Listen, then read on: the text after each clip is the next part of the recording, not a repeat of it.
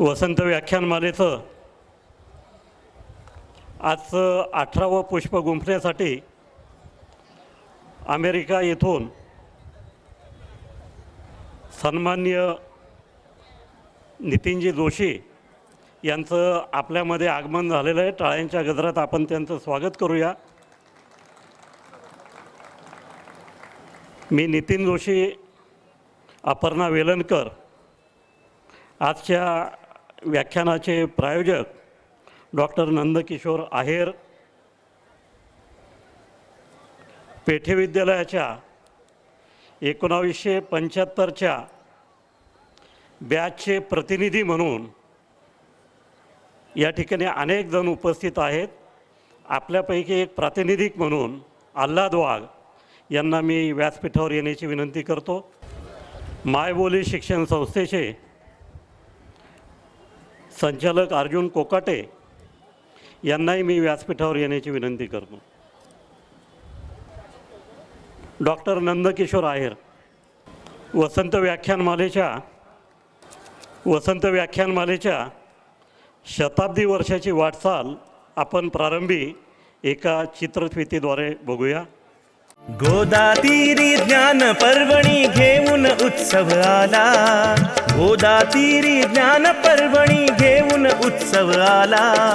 वसंत व्याख्यानमाला ही वसंत व्याख्यानमाला, वसंत व्याख्यानमाला आली वसंत व्याख्यानमाला. मुहूर्त मेढम गोरानडे न्यायमूर्तींनी रोवली, जोड त्याला वझेराव साहेबांची मग लाभली. कुसुमांच्या या गावामध्ये, कुसुमांच्या या गावामध्ये ज्ञान यज्ञ पेटला, कुसुमांच्या या गावामध्ये ज्ञान यज्ञ पेटला. वसंत व्याख्यानमाला ही वसंत व्याख्यानमाला, वसंत व्याख्यानमाला आली वसंत व्याख्यानमाला. पुष्प गुंफिले सुंदर पहिले वाचस्पती भिडेनी, ज्ञान कुंभ तो प्राशन केला पुण्यवान लोकांनी. परंपरेला जगद्गुरूंचा, परंपरेला जगद्गुरूंचा आशीर्वाद लाभला, परंपरेला जगद्गुरूंचा आशीर्वाद लाभला. वसंत व्याख्यानमाला ही वसंत व्याख्यानमाला, वसंत व्याख्यानमाला आली वसंत व्याख्यानमाला.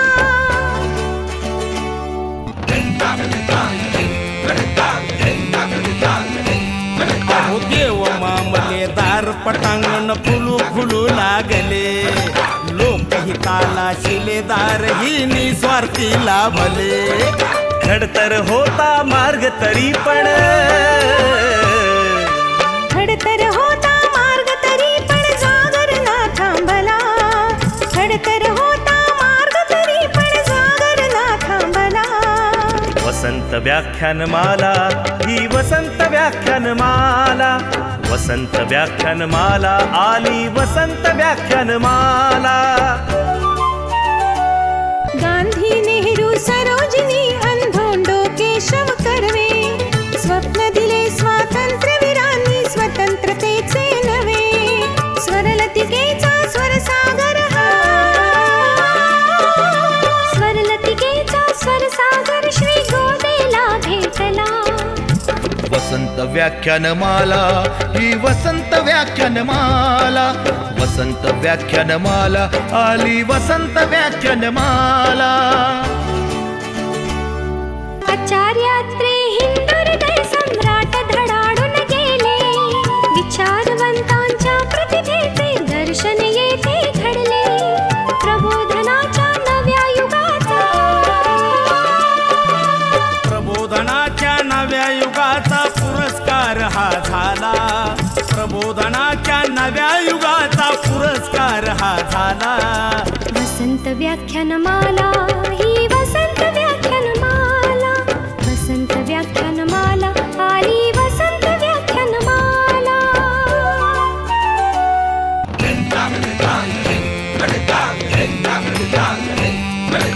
वैभव वैभवशाली परंपरेला जतन करूया सारे.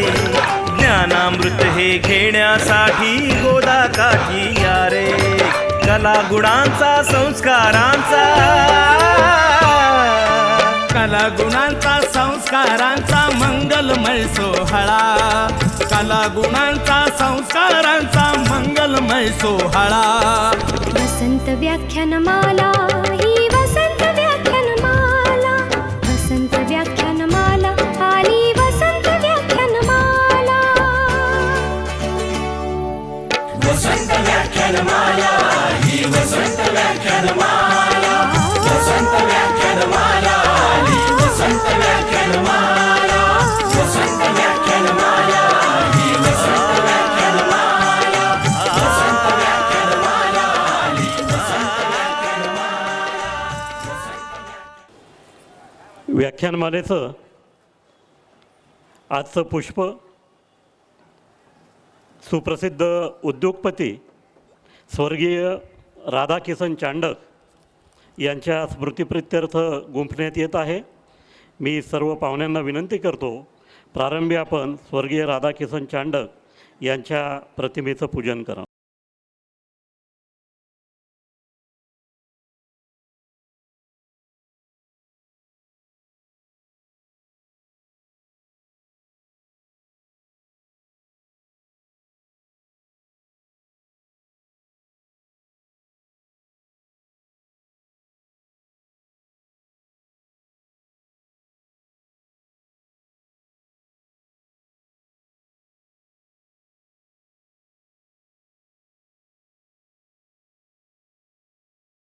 किसन चांडक यांच्या जीवनकार्यावरची चित्रफीत या ठिकाणी आपण पाहूया आणि त्यांना आदरांजली अर्पण करूया.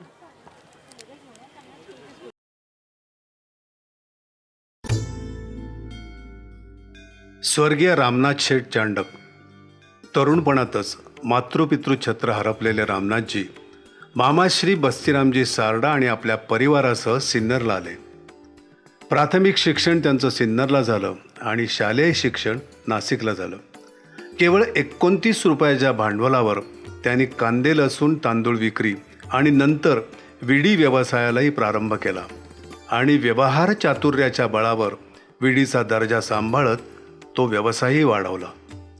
एका प्रसंगी व्यवसायात त्यांची फसवणूकही झाली, पण त्यांचा प्रामाणिकपणा, विश्वास यांची ओळख पटल्याने त्यांनी पुरवलेल्या मालाचा त्यांना चेकही मिळाला आणि 1 कोटी विड्यांची ऑर्डरही मिळाली. सिन्नरसारख्या ग्रामीण भागात तिथल्या महिलांना विडी व्यवसायात मजूर म्हणून उत्पन्नाचं साधन मिळालं. यातून अनेक शहरात विडीचे कारखाने सुरू झाले आणि एक यशस्वी विडी उत्पादक म्हणून त्यांचं नाव महाराष्ट्राच्या नकाशावर झळकलं. शुभ्र पेहराव, महात्मा गांधींची विचारसरणी, यातूनच धार्मिक संस्थांना तसंच शाळा महाविद्यालयांना त्यांनी आर्थिक सहकार्य केले. सिन्नर नगरपालिकेचे ते अनेक वर्ष अध्यक्ष होते. पंचवटी हॉटेल आणि चांडक परिवाराने हॉटेल व्यवसायात एक प्रतिष्ठा निर्माण केली आहे. अशा व्यवसायापलीकडेही माणूसपण जपणाऱ्या स्वर्गीय रामनाथ शेठ चांडक यांना वसंत व्याख्यानमाला नाशिकतर्फे विनम्र अभिवादन. स्वर्गीय राधाकिसन चांडक यांच्या देणगीतून सन 2001 पासनं आपण त्यांचे पिताश्री रामनाथ शेठ चांडक यांच्या स्मृतिप्रित्यर्थ व्याख्यान आयोजित करत होतो. गेल्या वर्षी राधाकिसन चांडक यांचं दुःखद निधन झालं आणि या वर्षापासनं आपण हे पुष्प स्वर्गीय राधाकिसन चांडक यांच्या स्मृतिप्रित्यर्थ गुंफत आहोत. मी वसंत व्याख्यानमालेच्या वतीनं त्यांना भावपूर्ण आदरांजली अर्पण करतो. आजचे वक्ते सन्माननीय ॲडव्होकेट नितीन जोशी हे अमेरिकेहून आलेले आहेत. त्यांचा सविस्तर परिचय आपण थोड्या वेळाने चित्रफितीतून जाणून घेणार आहोतच. त्याचबरोबर अपर्णाताई त्यांना मुलाखतीच्याद्वारे आपल्याशी संवाद साधण्याची संधी उपलब्ध करून देणार आहेत आणि त्यानिमित्ताने अमेरिकेतील मराठा समाज काल, आज आणि उद्या हे आपल्याला समजणार आहे. व्याख्यानमालेच्या आजच्या दुसऱ्या सत्रामध्ये हास्यकवी संमेलनाचं आयोजन केलेलं आहे. त्याचं सूत्रसंचालन SK पाटील करणार आहेत आणि त्यामध्ये कवी संदीप देशपांडे, भिला महाजन आणि बादो पवार हे सहभागी होणार आहेत. आजच्या या कार्यक्रमासाठी आमचे मित्र डॉक्टर संजय वसंतराव पाटील, नेक्टर हॉस्पिटलचे संचालक, यांचं सहकार्य लाभलेलं आहे. मी टेक्निकल टीमला विनंती करतो की आपण प्रारंभी नेक्टर हॉस्पिटलच्या संदर्भातली चित्रफित या ठिकाणी प्रदर्शित करावी. हृदयरोगी असाल, अस्थिरोगी असाल किंवा कर्करोगी असाल, अजिबात घाबरू नका. आता या रोगांशी लढा देणं झालंय अगदी सोपं.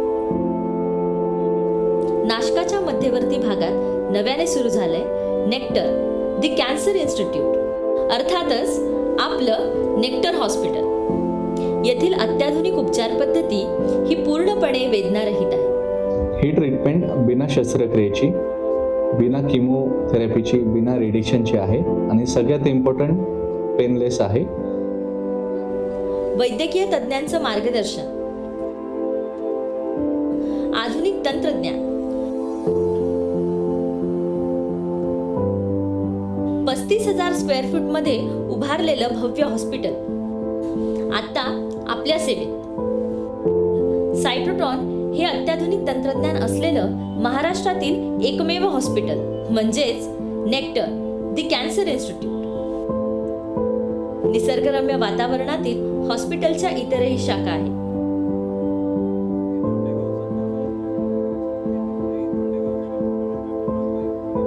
EECP म्हणजेच enhance external counter pulsation, ACT arterial clearance therapy, naturopathy,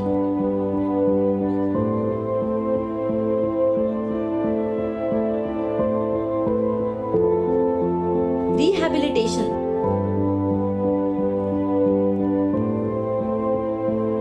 yoga and meditation,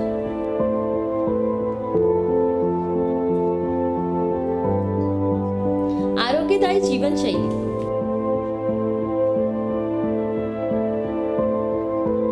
रुग्णांच्या आवश्यकतेनुसार राहण्याची व जेवणाची उत्तम व्यवस्था, अनुभवी आणि अतिदक्ष असा स्टाफ,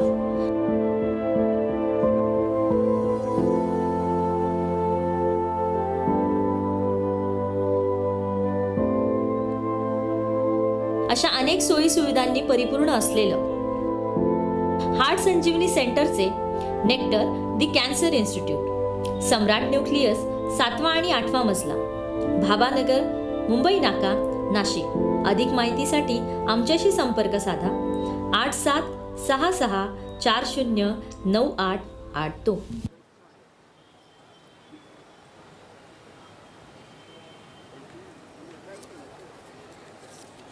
वसन व्याख्यानमालेच्या शताब्दी वर्षानिमित्त आयोजित या व्याख्यानमालेला नितीन जोशी यांचे 1975 सालचे पेठे विद्यालयाचे अनेक बॅचमेट या ठिकाणी उपस्थित आहेत. त्यामध्ये प्रामुख्याने मिलिंद हिरे, मिलिंद दातार, अनंत क्षीरसागर, प्रवीण शेटे, दीपक करंजीकर अशी अनेक नावं घेता येतील. राजेंद्र दिंडोरकर या सर्व मित्रमंडळींचं मी वसंत व्याख्यानमालेच्या वतीनं मनपूर्वक स्वागत करतो. या ठिकाणी सौभाग्यवती मानसीताई नितीन जोशी या देखील उपस्थित आहेत. त्यांचंही मनपूर्वक स्वागत करतो. त्याचबरोबर नितीन जोशी यांचे मेव्हणे सतीश कुंटे आणि सौभाग्यवती विद्या कुंटे या देखील ठाण्याहून या कार्यक्रमासाठी खास आलेल्या आहेत. या सर्व पाहुण्यांचं वसंत व्याख्यानमालेच्या वतीने मी मनपूर्वक स्वागत करतो. आजचे आपले वक्ते सन्माननीय नितीन जोशी यांचा सत्कार व्याख्यानमालेचे सनदी लेखापाल विकास गरुड यांनी स्मृतिचिन्ह आणि मानपत्र देऊन करावा.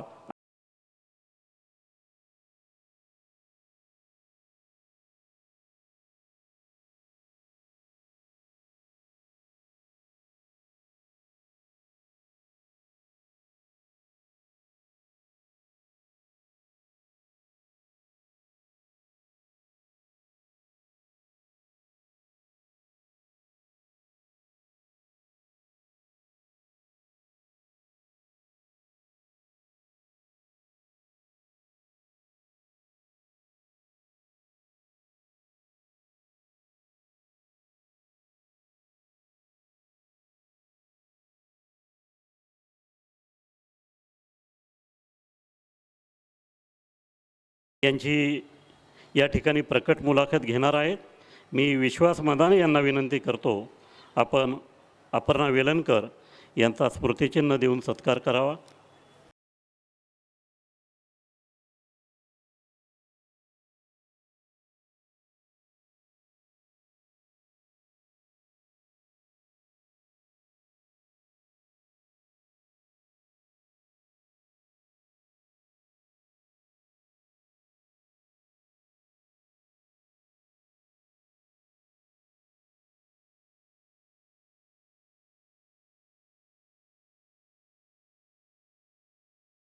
नेक्टर हॉस्पिटलचे संचालक डॉक्टर संजय पाटील या ठिकाणी उपस्थित राहणार होते, परंतु तातडीच्या कामामुळे ते येऊ शकलेले नाहीत.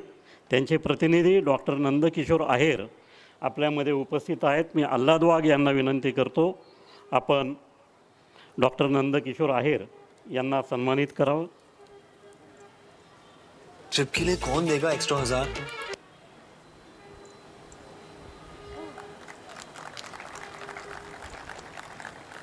वाह दादाजी. आपल्यामध्ये मायबोली या येवला येथे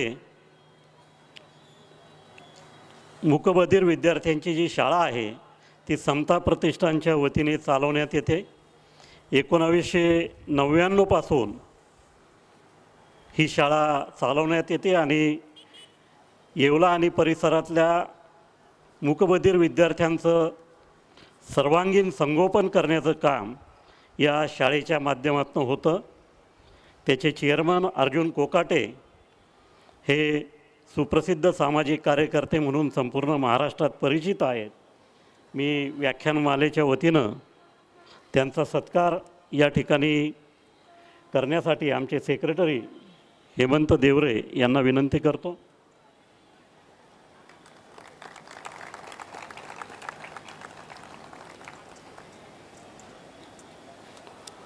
वसंत व्याख्यानमालेच्या या शताब्दी वर्षानिमित्त यापूर्वी वेळोवेळी जे पदाधिकारी होऊन गेले त्यांच्या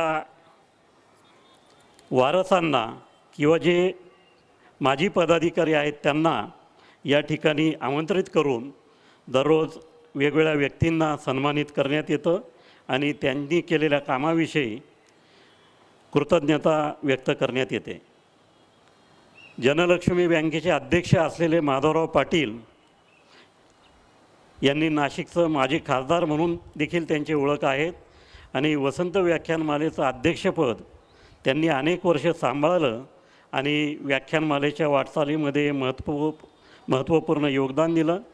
मी त्यांचे सुपुत्र आणि जनलक्ष्मी बँकेचे विद्यमान चेअरमन भालचंद्र पाटील यांना व्यासपीठावर येण्याची विनंती करतो आणि नितीन जोशी यांना विनंती करतो, आपण भालचंद्र पाटील यांचा स्मृतिचिन्ह देऊन सत्कार करावा.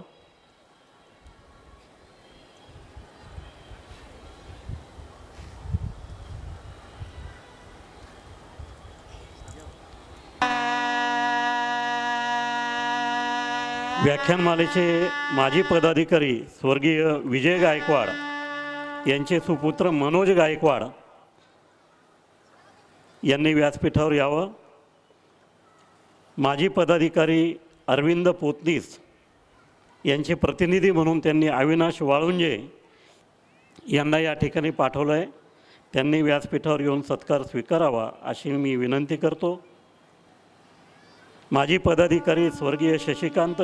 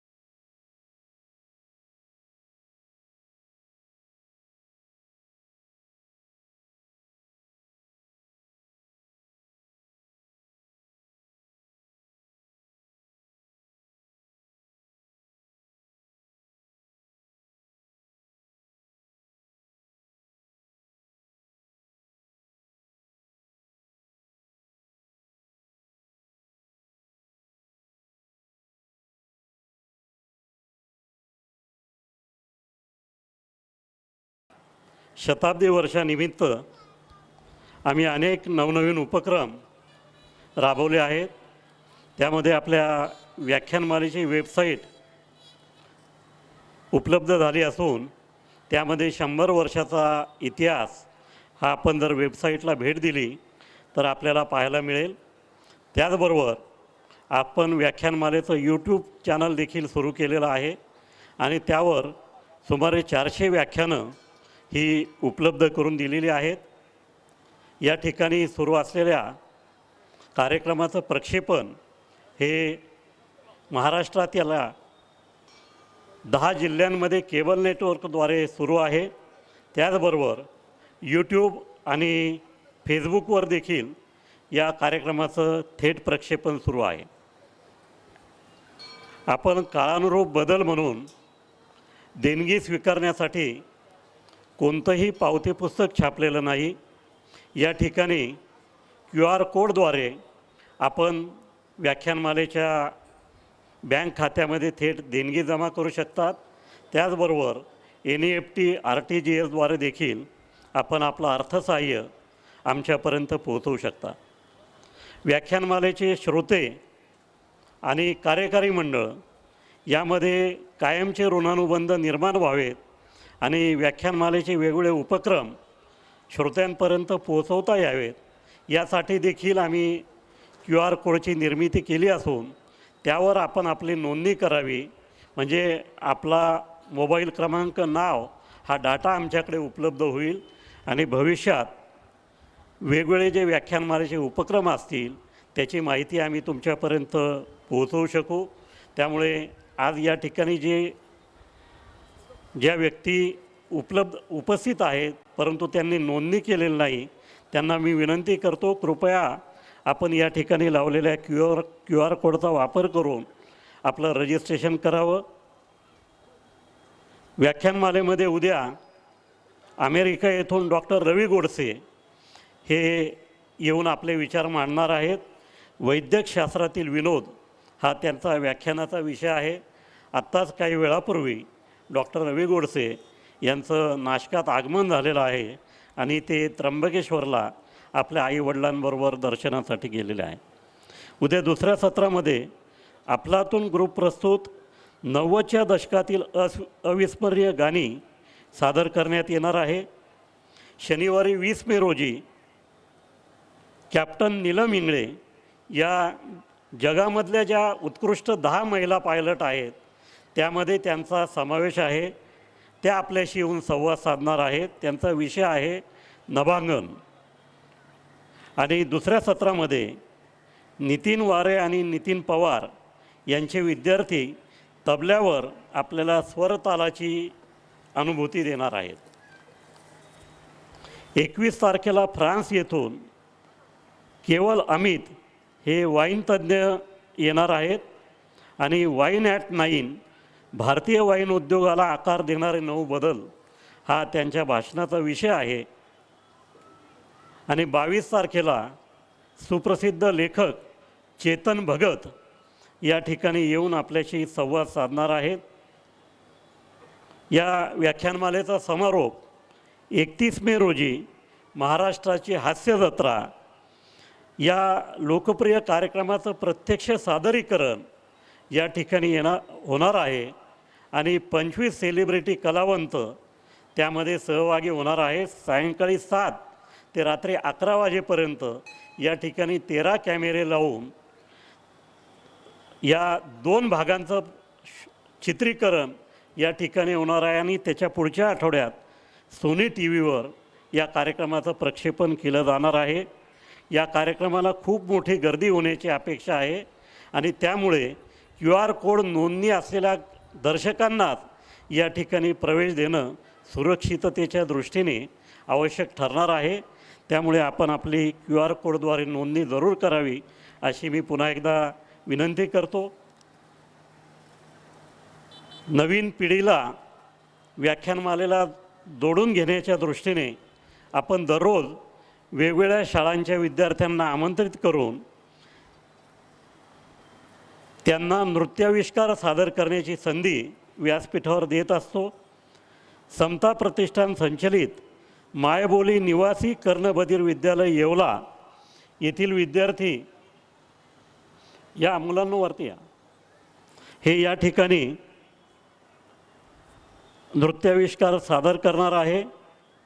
त्यांना समता प्रतिष्ठानचे अध्यक्ष अर्जुन कोकाटे, सरचिटणीस दिनकर दाने, संचालिका सौभाग्यवती सुधाताई पाटील, मुख्याध्यापक बाबासाहेब कोकाटे, शिक्षक हेमंत पाटील, संतोष कोकाटे, सुखदेव आहेर, सलील पाटील, ओंकार बिडवे यांचं मार्गदर्शन लाभलेलं आहे. या शाळेचे 20 विद्यार्थी आपल्या समोर आता नृत्याविष्कार सादर करतील.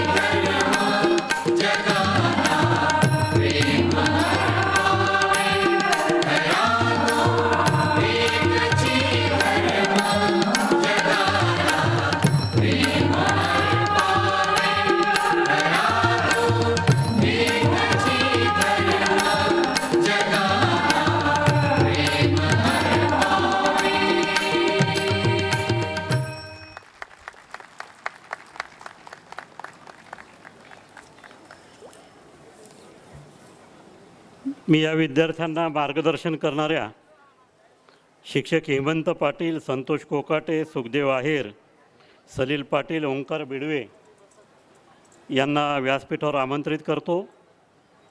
मुख्याध्यापक बाबासाहेब कोकाटे यांनाही आमंत्रित करतो. आजचे पाहुणे नितीन जोशी यांना विनंती करतो आपण या विद्यार्थ्यांचं प्रमाणपत्र आणि स्मृतिचिन्ह देऊन कौतुक करावं.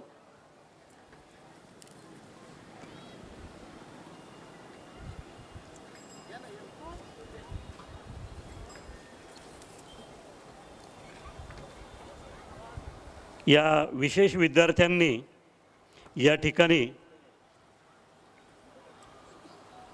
कला प्रदर्शित करून आपण इतर सामान्य विद्यार्थ्यांपेक्षा कोणत्याही गोष्टीत कमी नाही हे दाखवून दिलेलं आहे. आणि साने गुरुजींची जी शिकवण आहे, जगाला प्रेम अर्पावे, हे देखील आपल्याला पुन्हा एकदा त्याची आठवण त्यांनी करून दिलेली आहे.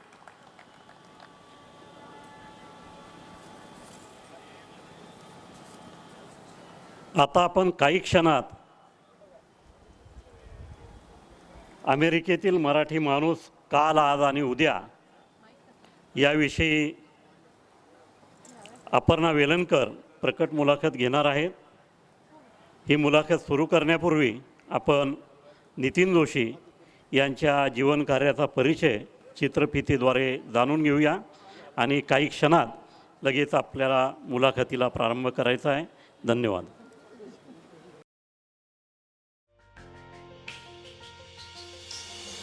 श्री नितीन जोशी गेल्या 33 वर्षांपासून अमेरिकेत वास्तव्यास आहेत. सामाजिक आणि सांस्कृतिक दृष्ट्या अतिशय सक्रिय व्यक्तिमत्व असलेल्या श्री जोशी यांनी महाराष्ट्र मंडळ शिकागो इथे 18 वर्ष योगदान दिलं आहे. ते 2011 मध्ये बृहन महाराष्ट्र मंडळ ऑफ नॉर्थ अमेरिका या अधिवेशनाचे मुख्य निमंत्रक होते आणि 2015 ते 17 मध्ये बृहन महाराष्ट्र मंडळ ऑफ नॉर्थ अमेरिकाचे अध्यक्षही होते. अभिनय, निवेदन, भाषण, लेखन, मराठी आणि उर्दू कविता, शास्त्रीय संगीत आणि गझल ह्या त्यांच्या छंद आणि आवडी आहेत.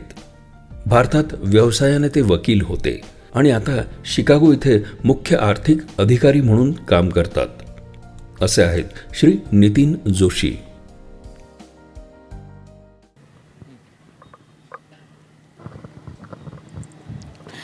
नमस्कार. वसंत व्याख्यानमालेचे श्री श्रीकांत बेणी, सगळे पदाधिकारी आणि या वाहत्या गंगेच्या किनाऱ्यावरती उपस्थित आपण सगळेजणं, तुम्हा सगळ्यांचं पहिल्यांदा स्वागत. आपण शाळेमध्ये असतो, पहिलीपासून 10वीपर्यंत बरोबर शिकतो. 10वीनंतर सगळी मुलं विखुरतात आणि वेगवेगळ्या दिशांना जातात. नंतर पुन्हा केव्हा तरी आपण भेटतो, चौकशी होते, कोण कुठे काय करतं, ती सध्या काय करते, अशा प्रकारचे प्रश्न एकमेकांना विचारले जातात. आणि नंतर वयाची 60 ओलांडल्यानंतर असा एक प्रसंग आपल्या आयुष्यात येतो की आपल्याच वर्गात, आपल्याच बाकावर आपल्या शेजारी बसणारा, आपल्याबरोबर डवा खाणारा, मस्ती करणारा, अभ्यास करणारा, पास होणारा असा आपला एक मित्र, जो गेली अनेक वर्ष 10,000पेक्षा जास्ती मैलाच्या अंतरावरती राहतो, तो परत येतो, आपल्या गावात येतो आणि आपल्या गावात अत्यंत महत्त्वाचं मानाचं स्थान असलेल्या एका व्यासपीठावर त्याचा सन्मान होतो. हा सन्मान बघण्यासाठी उपस्थित असलेल्या त्याच्या वर्गमित्रांना काय वाटत असेल याची कल्पना आपण सगळे करू शकता. तुम्ही याच्या आधी जे कोणी इथे आला असाल त्यांनी 60-65च्या दरम्यानची सगळी मुलं ते मुलंच झाली आहेत आज खरं तर, अशी सगळी 1975ची 10वीची बॅच इथे उभी होती फोटो काढून घ्यायला.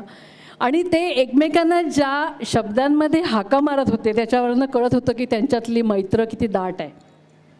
मला असं वाटतं की नितीन जोशी यांच्यासाठी आजवर त्यांना जे जे काही मान सन्मान मिळालेले आहेत त्याच्यापेक्षा हा मान सन्मान निश्चित खूप मोठा असेल, कारण तो त्यांच्या मातृभूमीत त्यांच्या सन्मित्रांच्या, वर्गमित्रांच्या साक्षीनी आज त्यांना इथे मिळतो आहे. त्याच्यामुळे ह्या सगळ्या मित्रांचं आपण टाळ्यांच्या गजराने सुरुवातीला स्वागत करूया आणि त्यांच्या डोळ्यातलं जे पाणी आहे आणि त्यांच्या गळ्यातला जो आवंढा आहे त्याची किंमत किती अमूल्य आहे हे फक्त तेच लोक जाणू शकतात असं मला वाटतं. अमेरिकेतले मराठी माणसं काल, आज आणि उद्या असा आपला आजचा विषय आहे. स्थलांतर हे सोपं नसतं.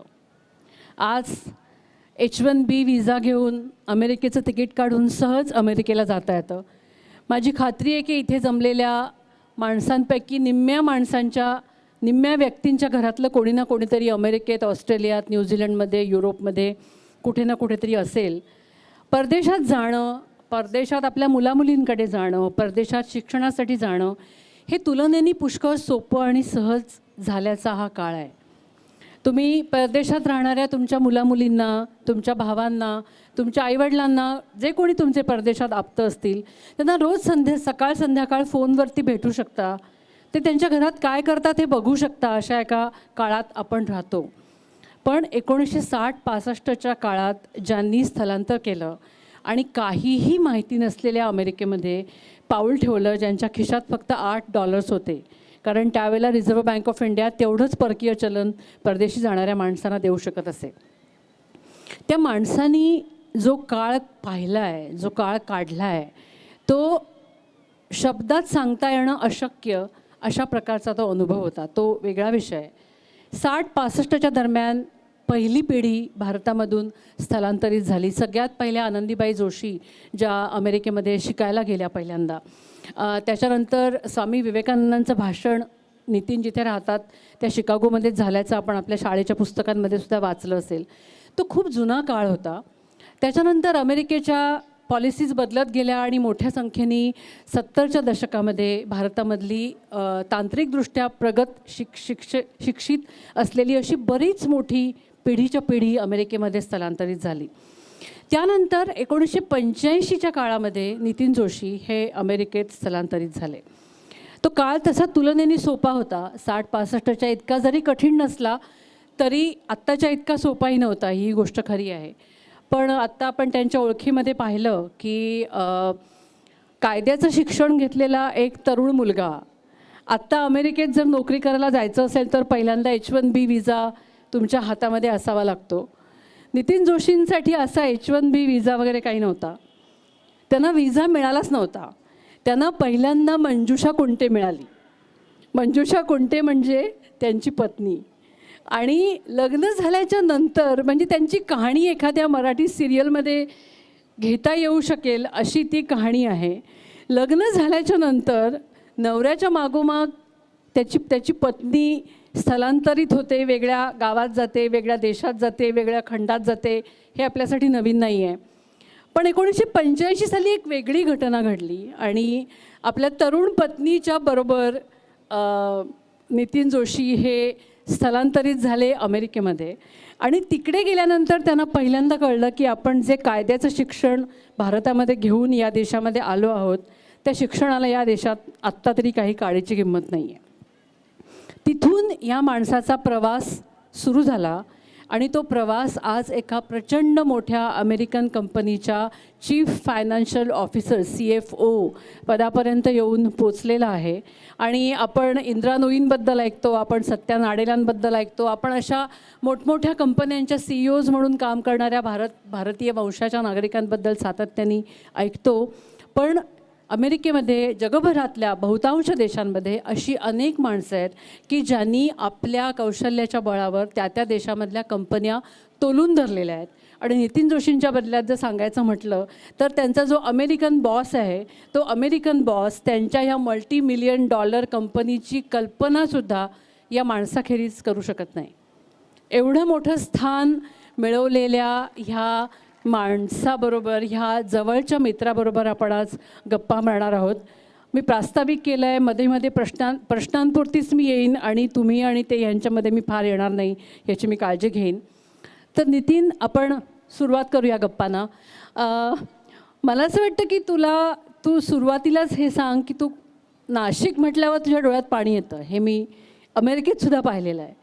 त्या पाण्याचा नेमका अर्थ काय आहे आणि ह्या गावाचं तुझ्या आयुष्यात स्थान काय आहे, तिथून आपण सुरू करू. नमस्कार मंडळी, धन्यवाद अपर्णा. आणि रामभूमीमध्ये आज पुन्हा एकदा अनेक वर्षानंतर मी येतो आहे. ह्याचा इतका आनंद आहे मनापासून की मी तो शब्दात वर्णन नाही करू शकत. त्याचं कारण असं आहे की ह्या भूमीनी, ह्या गावानी जे मला दिलं आहे तीच शिदोरी घेऊन मी अमेरिकेला गेलो आणि सगळं पुढचं आयुष्य त्याची मुहूर्तमेढ रोवली गेली माझ्या शाळेमध्ये, पेठे विद्यालयात. पेठे विद्यालयाने मला काय दिलं हे मी जर सांगायला सुरुवात केली तर आज जो मी आहे त्या सर्वाचं श्रेय माझ्या शाळेला जातं. याचं कारण असं आहे, माझ्यातले जे काही थोडेफार कलागुण असतील, वक्तृत्व असेल, संगीत असेल किंवा अभिनय असेल, ह्या सगळ्याची सुरुवात माझ्या शाळेमध्ये झाली. आणि या शाळेमध्ये माझ्या मित्रांच्या सोबत अनेक गोष्टी मी शिकलो. त्याचं प्रोत्साहन मला शाळेने दिलं.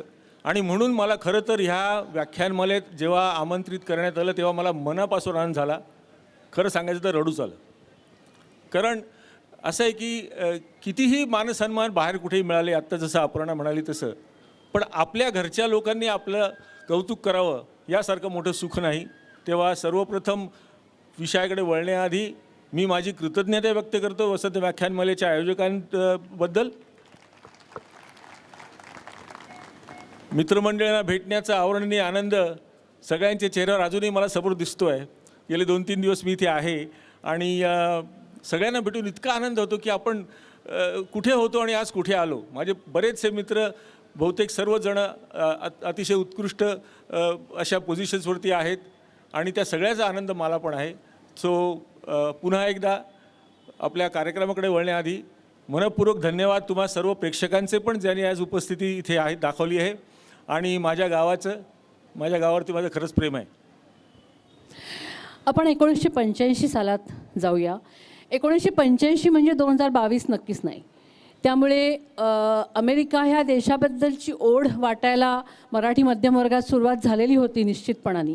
त्याच्या आधी 10-15 वर्ष, 15-20 वर्ष जवळपास मराठी कुटुंबांमधली माणसं अमेरिकेत जात होती. तुम्ही 1985 साली अमेरिकेत पहिल्यांदा गेलात, तर तिथे आपण जाऊयात. तो प्रवास तिथून आपण सुरू करू. चालेल. त्याच्या आधी थोडंसं मगाशी अपर्णाने प्रास्ताविक केलं की एक अमेरिकेची गंमत आहे त्यांना गरज असेल तर ते तुमच्यासाठी पायघड्या घालतील, ओके, मला रेड कार्पेट म्हणतो. आणि गरज नसेल तर ज्याला मी पिंक स्लिप म्हणतो, म्हणजे आता नमस्कार, अच्छा, सत्कार. अशा परिस्थितीत जो देश आहे, जो व्यापारी देश आहे. आणि 1965मध्ये ज्याला आपण इमिग्रेशन रिफॉर्म ॲक्ट म्हणतो तो झाला आणि अमेरिकेची दारं भारतातल्या लोकांसाठी खुली झाली. आणि त्यावेळेला तुम्ही जर विचार केला तर परिस्थिती अशी होती की नुकतंच चीनचं 62चं युद्ध, पाकिस्तानचं 65चं युद्ध, स्वातंत्र्याला 20 वर्ष जवळजवळ पूर्ण होऊनसुद्धा म्हणावी तशी प्रगती देशाची होत नव्हती असं सर्व लोकांना वाटत होतं. अशा कोंडलेल्या अवस्थेमध्ये बरेचसे तरुण होते जे महत्त्वाकांक्षी होते. आणि ही दारं अमेरिकेचे उघडताच आपल्या इथल्या लोकांचा फार मोठा लोंढा अमेरिकेला गेला. अर्थात त्या काळी जाणं सोपं एका अर्थाने होतं आणि कठीण एका अर्थाने होतं. सोपं अशासाठी होतं की अमेरिकेने द्वार तर खुलं केलं, पण नोकऱ्या तुम्हाला मिळवायच्या होत्या. आणि परदेशात जाऊन तिथल्या परिस्थितीशी सामावून घेऊन तिथल्या वातावरणाशी एकंदर कसं वागायचं, तिथली थंडी कशी सोसायची याचा कशाचाही विचार न करता आपल्यातले जे पहिल्यांदा तिथे गेले ते खरे अमेरिकन समाजातले, ज्याला आपण अग्रेसर म्हणू, पायनियर्स म्हणू, ती मंडळी ती होती. त्यांच्या ह्या सगळ्या प्रयत्नामुळे पुढच्या ह्या सगळ्या पिढ्या आज तिथे जात आहेत. सो त्या सर्व लोकांचे सुद्धा जे आज 80च्या घरात किंवा इवन त्याच्यापेक्षा जास्त वयाचे आहेत, अशा अनेक मराठी लोक माझ्या परिचयाचे आहेत की ज्यांनी ह्या सगळ्या प्रकारची मुहूर्तमेढ तिथे रोवली. अर्थात माझ्याबद्दल बोलायचं तर आत्ताच आपण सांगितलं, मी वकिली व्यवसायात होतो. मला अमेरिकेबद्दल फार थोडी माहिती होती जी पुस्तकातली होती. परंतु एक गोष्ट होती की काहीतरी आपल्याला चॅलेंज घ्यायचं आहे हे कुठेतरी डोक्यात होतं. आणि जेव्हा माझं लग्न झालं तेव्हा मानसी आधीपासून अमेरिकेत राहत होती. तिचे वडील कैलासवासी प्राध्यापक भगवान गणेश कुंटे हे रुईया कॉलेजचे बरीच वर्ष प्रोफेसर होते. नंतर ते महाराष्ट्र स्टेट गॅझेटियरचे संपादक होते. आणि त्यांना एन्सायक्लोपीडिया ब्रिटानिका ह्या मान्यवर संस्थेनी भारताचा मध्ययुगीन इतिहास म्हणजे मिडिवल हिस्ट्री ऑफ इंडिया ह्याचं एक खंड लिहिण्यासाठी तिथे पाचारण केलं. त्यांच्याबरोबर मानसी गेली. आमचं लग्न झाल्यावर माझ्यापुढे प्रश्न होता की तिने इथे राहायचं का, कारण ती त्यावेळेला अमेरिकेत राहत होती. तिच्याकडे ज्याला ग्रीन कार्ड आपण म्हणतो, रेसिडेंट एलियन कार्ड म्हणतो आम्ही त्याला, ते तिथे होतं तिच्याकडे. तर प्रश्न उभा राहिला की मी तिकडे जायचं का तिने इथे यायचं. तिची तयारी होती इथे राहण्याची. फक्त माझ्या वडिलांनी मला सांगितलं की बघ, आयुष्यात संधी पुन्हा दार ठोठावत नाही. ही तुला आज संधी मिळाली आहे. तुझा काळा कोट आहे तो आपण टांगून ठेवू घरात कुंटीला, दारावरची पाटी तशीच ठेवू, तू जा. अयशस्वी झालास तर परत ये, पण तू परत येणार नाहीस हे मला आत्ताच माहिती आहे. केवळ तेवढ्या एकाच गोष्टीवरती मी जायला तयार झालो. माझं वय तेव्हा 25 वर्षाचं होतं. त्यामुळे तसं म्हटलं तर लहान होतो, तसं म्हटलं तर माझ्या वकिलीला किंमत नाही मला माहिती होते तिथे गेल्यावर. पण मी तसा विचारच केला नाही. हा विचार एवढाच केला तिथे जाऊन आपल्याला काहीतरी करायचं एवढाच विचार होता. खरं सांगायचं तर ती त्यातल्या त्यात अंधारातच उडी मारलेली होती. योगायोगाने त्यातनं नंतर आयुष्य घडत गेलं. इथल्या संस्कारांचे, इथल्या शिक्षणाचे जे बाळकडू मला मिळालं होतं त्या सगळ्याचा फायदा मला कसा कसा पुढे झाला ते माझ्या आयुष्याची ती खरी कहाणी आहे. पण आजचा विषय आपला असा आहे की अमेरिकेतला मराठी समाज काल, आज आणि उद्या. सो तो कालचा समाज होता त्याबद्दल तुम्हाला मी थोडं सांगितलं. तर आता आपण थोडंसं नंतरच्या काळाकडे वळूया, बरोबर? नाही, तिकडे तर आपण जाऊयाच. पण प्रत्येक स्थलांतरित माणसाची स्वतःची म्हणून एक कहाणी असते. आणि सगळ्या स्थलांतरित समाजाच्या कहाण्यांचा लसावी जरी साधारणपणे सारखा असला तरी प्रत्येकाची आव्हानं वेगवेगळी असतात. तू अमेरिकेत गेल्याच्या नंतरची जी सुरुवातीच्या 10 वर्षांचा जो संघर्षाचा काळ होता, म्हणजे त्या भूमीमध्ये पूर्ण परक्या देशात आपले पाय रोवण्यासाठीचा जो संघर्ष होता, त्या काळात तू जी अमेरिका पाहिलीस ती अमेरिका फार वेगळी आहे. ती अमेरिका तुम्हाला सिटकॉममध्ये दिसत नाही, ती अमेरिका तुम्हाला फ्रेंड्ससारख्या सिरियलमध्ये दिसत नाही, ती तुम्हाला हॉलिवूडच्या सिनेमात पण दिसत नाही. ती अमेरिका ही सामान्य माणसांची अमेरिका आहे, जी सामान्य माणसं गुणवत्तेची कदर करून त्या गुणवानांना संधी देण्यासाठी सतत झटत असतात, जे अमेरिकेचं एक DNA आहे असा म्हटला जातो, कारण तो स्थलांतरितांचाच देश आहे पूर्णपणाने. त्यामुळे त्या 10 वर्षाबद्दल, सुरुवातीच्या काळातल्या 10 वर्षांबद्दल, विशेष करून तुला जी माणसं भेटली त्याच्याबद्दल तपशिलाने नसेल तरी थोडक्यात सांग, कारण ते फार इंटरेस्टिंग आहे. नक्कीच आहे, कारण एक अद्भुतरम्य कहाणी म्हणावी तशी ती कहाणी आहे. अगेन की मी स्वतःबद्दल इथे बोलायला आलेलो नाही आहे, आपल्याला समाजाबद्दल बोलायचं आहे. पण जसं आपण आत्ता म्हणाली तसं की प्रत्येक स्थलांतरित माणसाची एक कहाणी आहे आणि प्रत्येकाचा झगडा, प्रत्येकाचं स्ट्रगल हे वेगळ्या प्रकारचं आहे. विद्यार्थी म्हणून आलेले जे लोक आहेत तिथे, ते खरं सांगायचं तर अत्यंत बुद्धिमान, परंतु तिथे नवीन शिक्षण घेण्यासाठी जाताना कफल्लक, तिथल्या शिष्यवृत्तीच्या जोरावर त्यांनी शिकायचं. त्यांचे जे चॅलेंजेस होतात, त्यांच्यापुढची जी आव्हानं होती ती वेगळी होती. जे लोक तिथे नोकरी करायला म्हणून गेले, जे इथे प्रोफेशनल्स होते, डॉक्टर्स होते, इंजिनियर्स होते किंवा आर्किटेक्ट्स होते, अशा लोकांची आव्हानं वेगळी होती. माझं आव्हान त्या सगळ्यांपेक्षा वेगळं होतं आणि ते वेगळं अशासाठी होतं की तिथल्या शिक्षणाचा मला काहीच हे नव्हता, म्हणजे अनुभव नव्हता, शिक्षण घेतलं नव्हतं, माझ्या शिक्षणाचा तिथे उपयोग नव्हता. एवढ्याचसाठी की तिथला जो कायदा आहे तो वेगळा आहे, त्यासाठी मला 3 वर्ष पुन्हा कॉलेजमध्ये जायला लागणार होतं. त्यासाठी $25,000 वर्षाला खर्च होता, तो मी काय पेलण्याची माझी ताकद नव्हती आमची कोणाचीच.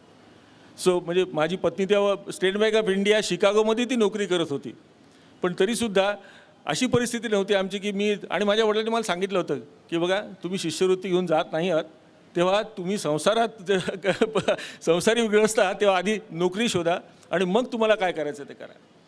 आणि तो सल्ला बरोबरही होता प्रॅक्टिकली स्पीकिंग. तर त्यामुळे मी बऱ्याच काल, म्हणजे 6 महिने तरी मला नोकरी नव्हती, मी सगळीकडे शोधत होतो. एकदा एका ठिकाणी नोकरी लागली, तीसुद्धा कशासाठी की मी नाटकात काम करायला सुरुवात केली. इथे शाळेत नाटकं बरीच केली होती, माझ्याबरोबर बसलेली काही मंडळी माझ्याबरोबर नाटकात होतीसुद्धा इथे. तर सांगण्याचा मुद्दा असा की योगायोगाने तिथे काम करणाऱ्या एका गृहस्थांनी सांगितलं, अरे आमच्या कंपनीमध्ये एक वेकन्सी आहे, तुम्ही ये. साधा अकाउंटंटची नोकरी होती. म्हटलं ठीक आहे. मी गेलो, तिथे नोकरी लागली. त्यानंतर तिथे येणारा एक चार्टर्ड अकाउंटंट मनुष्य होता, जो CPA म्हणतात त्याला, की तो म्हटला, अरे मला हे इथे बोलवत आहेत कारण ह्यांच्याकडे काम करायला कोणी नाही आहे, पण माझं काम जर तू करू शकलास, आणि साधं काम होतं, बँक रिकन्सिलिएशन स्टेटमेंट करायचं होतं, तर ते त्यांना माझी गरज पडणार नाही. मला जो $60 तासाला देतात त्याच्याऐवजी तुला $5चे $6 त्या नक्की देऊ शकतील. हे झाल्यानंतर त्या माणसाने त्याची फर्म सोडून तो एका कंपनीत कामाला लागला आणि त्यांनी मला बरोबर असं उचललं. आणि आत्तापर्यंत मला माझी 3च नोकऱ्या झाल्यात अमेरिकेमध्ये, आणि प्रत्येक ठिकाणी मला आमंत्रण देऊन बोलवण्यात आलं आहे. हे मी माझं भाग्य समजतो. मला माणसं त्या देशात खूप चांगली भेटली, खूप चांगली माणसं भेटली. आणि हे आणखीन एक होतं की माझ्या आधीच्या काळामध्ये जी लोकं आली त्यांना थोडासा वर्णद्वेष सहन करावा लागला. जो वर्णद्वेष माझ्या दृष्टीने मला सहन करावा लागला नाही, त्याची 2-3 कारणं असू शकतील. एक कारण तर काळ थोडासा बदलला होता, परंतु त्यातही गंमत अशी झाली की शिकागोला नोकरी करत असताना अचानक ज्या कंपनीत मी नोकरी करत होतो ती लेदर टॅनिंग कंपनी होती, आणि त्यांची टॅनरी जी होती ती मिडल्सबरो कंटकी नावाचे गाव आहे, जे 10,000पेक्षाही कमी वस्तीचं गाव आहे. अशा ठिकाणी त्यांची टॅनरी होती. आणि त्यांनी मला सांगितलं की बघा, तू फार हुशार आहेस असं मला वाटतं आहे, तर तू तिथे ऑफिस मॅनेज करायला तुझं गेलास तिथे, तर ऑफिस मॅनेजर म्हणून आणि अकाउंटंट म्हणून तुला आम्ही ते पाठवू शकतो. तेव्हा मी, माझी पत्नी, अर्थात तिच्या सपोर्टशिवाय माझे सासू सासरे माझ्याबरोबर होते, डॉक्टर कुंटे आणि कैलासवासी सौ शशिकला कुंटे, आणि माझा 5 महिन्याचा मुलगा. आम्ही सगळेजण कंटकीमध्ये गेलो. कंटकीमध्ये गेल्यानंतर मला असं वाटलं, हा आपण कुठल्या देशात आलो होतो. मी बघितलेली शिकागोतली अमेरिका आणि कंटकीतली अमेरिका ह्याच्यात जमीन आसमानाचा फरक होता, आणि ती खरी अमेरिका होती. त्या खऱ्या अमेरिकेमध्ये फक्त कष्टकरी होते, काही अशिक्षितही होते, काही लोक त्या गावाच्या बाहेर आयुष्यभर पडलेलेही नव्हते. अर्थात हा 85-87 सालची गोष्ट सांगतो मी, पण तरीसुद्धा सांगण्याचा मुद्दा असा की ती अमेरिका ही खरी अमेरिका होती. तिथेही मोजकेच 6-7 भारतीय फॅमिलीज होत्या, त्यातली एकच महाराष्ट्रीयन फॅमिली होती माझ्याशिवाय. अशा ठिकाणी मी सुरू केलं, आणि तिथे मला खरं सांगायचं तर अमेरिकन समाज जीवनाचा एक तौलनिक अभ्यास करायची संधी मिळाली मनातल्या मनात, की अरे ही खरी अमेरिका आहे. ह्या अमेरिकेमध्ये आता जेव्हा आपल्याकडचे लोक येतील तेव्हा त्यांना काय काय आव्हानांना तोंड द्यावं लागेल, आणि ते कसे आपल्याला एस्टॅब्लिश करतील. तिथल्या लहान लहान गावातल्या कॉलेजेसमध्ये सुद्धा विद्यार्थी भारतातून येत होते. आज मला आकडा खरं तर माहीत नाही, पण एकेकाळी 75,000 ते 80,000 विद्यार्थी दरवर्षी अमेरिकेत जातात शिक्षणासाठी. आणि त्या सगळ्यांची आव्हानं आणखीनच वेगळी आहेत. सो असं माझा तिथनं जीवन प्रवास सुरू झाला. आणि त्यानंतर पुन्हा म्हणजे खरं सांगायचं तर गंमत सांगतो की मी आत्ता बघितलं ही मुलं इथून छान आली, त्यांनी सगळं सुंदर नृत्य केलं. तसं मी सुद्धा नाशिकला यायच्या आधी 5 लहान लहान गावात राहिलो आहे खानदेशमध्ये. सावदा, चोपडा, जळगाव, अंमळनेर, दोंडाईच्या नंतर नाशिक. आज शिकागो हे माझं 12वं गाव आहे. त्यामुळे 12 गावचं पाणी प्यायला असं म्हणायलाही हरकत नाही. पण त्या प्रत्येक गावाने मला काहीतरी दिलं आहे. त्या प्रत्येक गावाने माझ्यात एक माणूस घडवला आहे आणि बहुतेक लहान गावांनी माणुसकी घडवली असं मला वाटतं. तर एनिवे आपण पुढच्या टप्प्याकडे वळूया. आत्ता तू जे म्हणालास अहो जाओ मी म्हणणं तुला अवघड आहे, त्याच्यामुळे मी आता ते सोडून देते तो प्रयत्न. पण आत्ता तू जे म्हणालास की 12 गावचं पाणी प्यालेलं असणं, खरं सांगायचं तर भारतातला स्थलांतरित माणूस जगाच्या पाठीवर कुठेही गेला तरी तो दगडावर फेकला तरी तो उठून उभा राहतो असं ते म्हणतात. त्याच्यामागे 12 गावचं पाणी प्यालेलं असण्याची जी आपल्याकडचं एक अनुभवांचं सार असतं ते असतं प्रामुख्याने. पण नंतर तू इतकी वर्ष अमेरिकेत आहेस, अमेरिकन लोकांचा भारताकडे बघण्याचा दृष्टिकोन पण गेल्या अनेक वर्षात खूप मोठ्या प्रमाणावरती बदललेला आहे. म्हणजे तू जसं मगाशी म्हणालास तसं अमेरिकेतल्या लोकांना म्हणजे त्यांच्यासाठी अमेरिका हेच एक जग आहे. अमेरिकेच्या पलीकडे जग असतच नाही अनेक अमेरिकन माणसांसाठी. आणि ते आजही बहुसंख्य अमेरिकनांच्या बाबतीमध्ये खरंच आहे. अनेक अमेरिकन लोकांकडे स्वतःचा पासपोर्ट नसतो. हे जर आपल्याला कोणाला सांगितलं तर आश्चर्य वाटेल, पण आजही ती परिस्थिती इतकी वाईट नाही आहे, पण ती फार बदललेली नाही आहे. याचं कारण एक आत्ममग्नता, आत्मसंतुष्टता असाही एक अमेरिकेचा चेहरा आहे. त्याच्यामुळे भारतातून तिथे गेलेल्या माणसांनी जी काय आपापल्या कर्तृत्वाची शिखरं उभारली त्याच्या आधारावर अमेरिकेतली भारताची प्रतिमा सातत्याने बदलत गेलेली दिसते. आज अशी परिस्थिती आहे की अमेरिकेतल्या सगळ्यात महत्त्वाच्या सगळ्या कंपन्यांचे ऑलमोस्ट CEOs हे भारतीय वंशाचे आहेत. म्हणजे असं म्हणता येईल की पूर्वी ब्रिटिशांनी आपल्याकडून जडोजवाई लुटून नेलं आणि त्यांचे खजिने भरले आणि राणीच्या डोक्यावरच्या मुकुटामध्ये आपल्याकडचा कोहिनूर नेला. त्याच पद्धतीने फक्त फरक एवढाच आहे की अमेरिकेने काही इथून खजिना लुटून नेला नाही, इथले हिरे माणके आपोआप स्वतःच्या पायाने चालत अमेरिकेमध्ये गेले, कारण त्या देशाची काही असलेली वैशिष्ट्य ह्या सगळ्या लोकांना संधी देण्याच्या संदर्भामध्ये हे सगळं तुझ्या समोर घडलेलं आहे. हा बदल कसा होत गेला असं तुला वाटतं? कारण अमेरिकेच्या सामाजिक जीवनामध्ये तू सहभागी आहेस पहिल्यापासून. नाही, हा बदल होण्यासाठी आपल्याच लोकांचं कर्तृत्व हे कारणीभूत आहे, हे निस्संशय. आजही इतक्या वर्षानंतर भारतीय माणूस म्हटला की अमेरिकन लोकांच्या मनात कुठेतरी एक आदराची भावना निर्माण झालेली आहे, जी पूर्वी द्वेषाची होती अनेक वर्षांपूर्वी. तेव्हा कारण आपला ब्राऊन स्किन म्हटलं की संपलं. अर्थात आफ्रिकेतल्या काळ्या लोकांना त्यांनी आणून गुलामीतच ठेवलं होतं अनेक वर्ष. त्यानंतर त्यांचं हे बदललं आणि ते समान नागरिकत्व त्यांना मिळालं.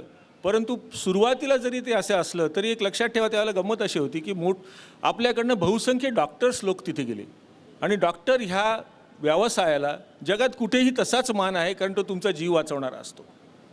तेव्हा तो एक महत्त्वाचा भाग होता. दुसरा भाग असा, इंजिनियर्स होते जे मोठमोठ्या कंपन्यांमध्ये काम करत होते आणि तिथले लोक अचंबित व्हायचे की हे लोक कुठून आलेत, कुठल्या मातीत घडलेत, ह्यांना हे एवढं सगळं येतं कसं. त्यामुळे थोडासा जरी द्वेष असला तरीसुद्धा आज माझ्या मते भारतीय लोकांच्याबद्दल अमेरिकेतल्या सर्व कंपन्यांच्या लोकांमध्ये जे सुशिक्षित आहेत, सुसंस्कृत आहेत, अत्यंत मानाची भावना आहे. 100% माझा अनुभव आहे हा की आम्हाला अशी अपमानास्पद वागणूक मिळालीच नाही, कारण आम्ही मराठी बाणा आमचा सोडलाही नव्हता तिथे. हे तितकंच खरं. म्हणजे ज्या माणसाला माझं नाव म्हणता येत नाही त्याच्याशी मी बोलत नाही. जो मला म्हणतो की तुला ॲक्सेंट आहे त्याला मी सांगतो, अरे बाळा मला 2 भाषा किंवा जास्त येतात म्हणून मला ॲक्सेंट आहे, तुला एकच भाषा येते ना म्हणून तू तसंच बोलणार आहेस.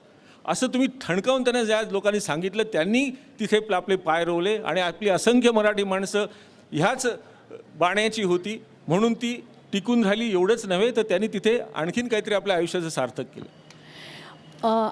अमेरिकेत गेलेल्या मराठी माणसांचं वैशिष्ट्य असं, अर्थात ते गुजराती समाजाचं पण दिसतं, तमिळ तेलुगू लोकांचे पण संघ मोठ्या प्रमाणावरती आहेत.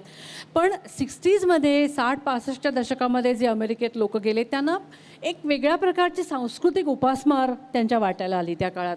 म्हणजे गाणं आपल्या मातीतलं गाणं ऐकता येत नाही, आपल्या मातीतली दिवाळी साजरी करण्यासाठी आजूबाजूला काही दिवाळीचा उत्साहच नाही, गणपतीला नमस्कार करायचा तर देऊळ नाही. हे जी एक सगळी प्राथमिक गोष्टी झाल्याच्या नंतर जी माणसाला आस असते ती असते, माझी हे जातीचा मज भेटो कोणी, माझ्यासारखी भाषा बोलणारा, माझ्यासारखा दिसणारा, माझ्यासारखं कुटुंब असलेला कोणीतरी मला भेटो. हे जे आक्रंदन होतं सुरुवातीच्या काळात, कारण विखुरलेली होती माणसं. आता तर असं म्हणतात की अमेरिकेतल्या अनेक ठिकाणी, म्हणजे विशेष करून न्यूजर्सी, फिलाडेल्फिया, सॅनोजे या ठिकाणी असं मी ऐकलं आहे की एखाद्या चौकात उभं राहून कुलकर्णी, जोशी, दीक्षित, पाटील अशी एक 10-12 नावं घेतली की एक 25-30 माणसं तुमच्याकडे वळून नक्की बघतात. इतक्या मोठ्या प्रमाणावरती मराठी माणसं अमेरिकेमध्ये आत्ता पसरलेली आहेत. पण सुरुवातीच्या काळामध्ये एक एकांतवास होता या लोकांना. म्हणजे अनेकांनी मला असं सांगितलं आहे माझ्या पुस्तकाच्या वेळेला, मी जेव्हा फिरले अमेरिकेत मोठ्या प्रमाणावर, तेव्हा की साधं ट्रेनमध्ये कोणीतरी हिंदी बोलणारा माणूस जरी दिसला तरी त्यांना संध्याकाळी जेवायला बोलवायचं एकमेकांकडे, कारण ओळख व्हायला पाहिजे. आपल्या देशाचा काहीतरी संपर्क हवा, स्पर्श हवा आपल्या माणसांचा. अशा परिस्थितीमध्ये जगणाऱ्या माणसांनी महाराष्ट्र मंडळांचा घाट अमेरिकेमध्ये घातला. आणि आज इथे जमलेल्या बहुसंख्य लोकांना ह्याची कल्पना नसेल की अमेरिकेतली महाराष्ट्र मंडळांचं नेटवर्क हे केवढं मोठं जबरदस्त आहे आणि काय काय प्रकारची कामंही महाराष्ट्र मंडळं करतात आणि काय पद्धतीने. म्हणजे सुरुवातीच्या काळात तर घरोघरी पिठलं भात रांधून या लोकांनी महाराष्ट्र मंडळांची संमेलनं उभी केलेली आहेत. तू महाराष्ट्र मंडळांबरोबर दीर्घकाळ काम केलेलं आहे, त्याच्यामुळे त्याच्याविषयी आपण थोडंसं बोलूया. आणि मराठी माणसांनी हीच एक मोठं नेटवर्क उभं केलं आहे, त्याच्याविषयी थोडं सांग. नक्कीच. असं आहे, जेव्हा तुम्ही मायदेशातले मायेचे पाश सोडून महत्त्वाकांक्षीच्या अश्वमेधाबरोबर जाता, तेव्हा कुठेतरी काहीतरी मनात एक कळ असते की अरे मी काहीतरी चुकतोय, काहीतरी मिस करतोय, काहीतरी मला मिळत नाही आहे.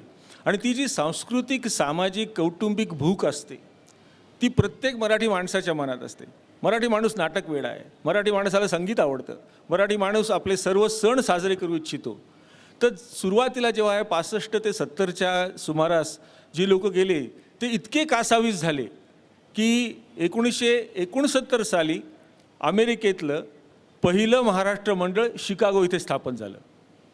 त्याआधी 68 साली टोरंटोमध्ये पहिलं मंडळ स्थापन झालं होतं, उत्तर अमेरिका खंड जर आपण विचार केला तर. 69 साली हे मंडळ कसं स्थापन झालं की आधी 2-3 कुटुंब यायची. मग आज जर दिवाळी आहे तर आपण एकटेच घरात बसून दिवाळी कशी साजरी करायची. त्यावेळेला अशी हिंमतही नव्हती की आपल्या घराच्या बाहेर कंदील लावावा. बरीचशी लोक अपार्टमेंटमध्ये, फ्लॅट्समध्ये राहत होती. मग ती 4 डोकी एकत्र आली, आपण काहीतरी एकत्र करूया. आणि अशी हळूहळू जमत गेली माणसं. प्रत्येक गावामध्ये कोणीतरी एक असा पुढारी म्हणा किंवा एक कोणी नेतृत्व करणारा मनुष्य होता. आणि मग म्हणतात तसं की मैं अकेला ही चला था जानेबे मंजिल मगर लोक साथ आते गए और कारवा बनता गया. तर अशा तऱ्हेने मराठी लोक एकत्र यायला लागली. आणि मग त्यांना वाटलं की अरे आपण जर हे सगळं करतोय तर ह्याला काहीतरी एक प्रातिनिधिक स्वरूप देऊया, ह्याची संस्था करूया. काहीतरी एक संस्था झाली की त्या संस्थेच्या ओढीने आपण सगळेजण त्यात एका धाग्याने बांधले जाऊ आणि मग एकत्र येऊन आपल्याला काम करता येईल. म्हणून ह्या महाराष्ट्र मंडळं स्थापन झाली. आज अमेरिकेमध्ये आणि कॅनडामध्ये मिळून 60पेक्षा जास्त महाराष्ट्र मंडळं आहेत. आणि सर्व आपले सण उत्सव साजरे केले जातात.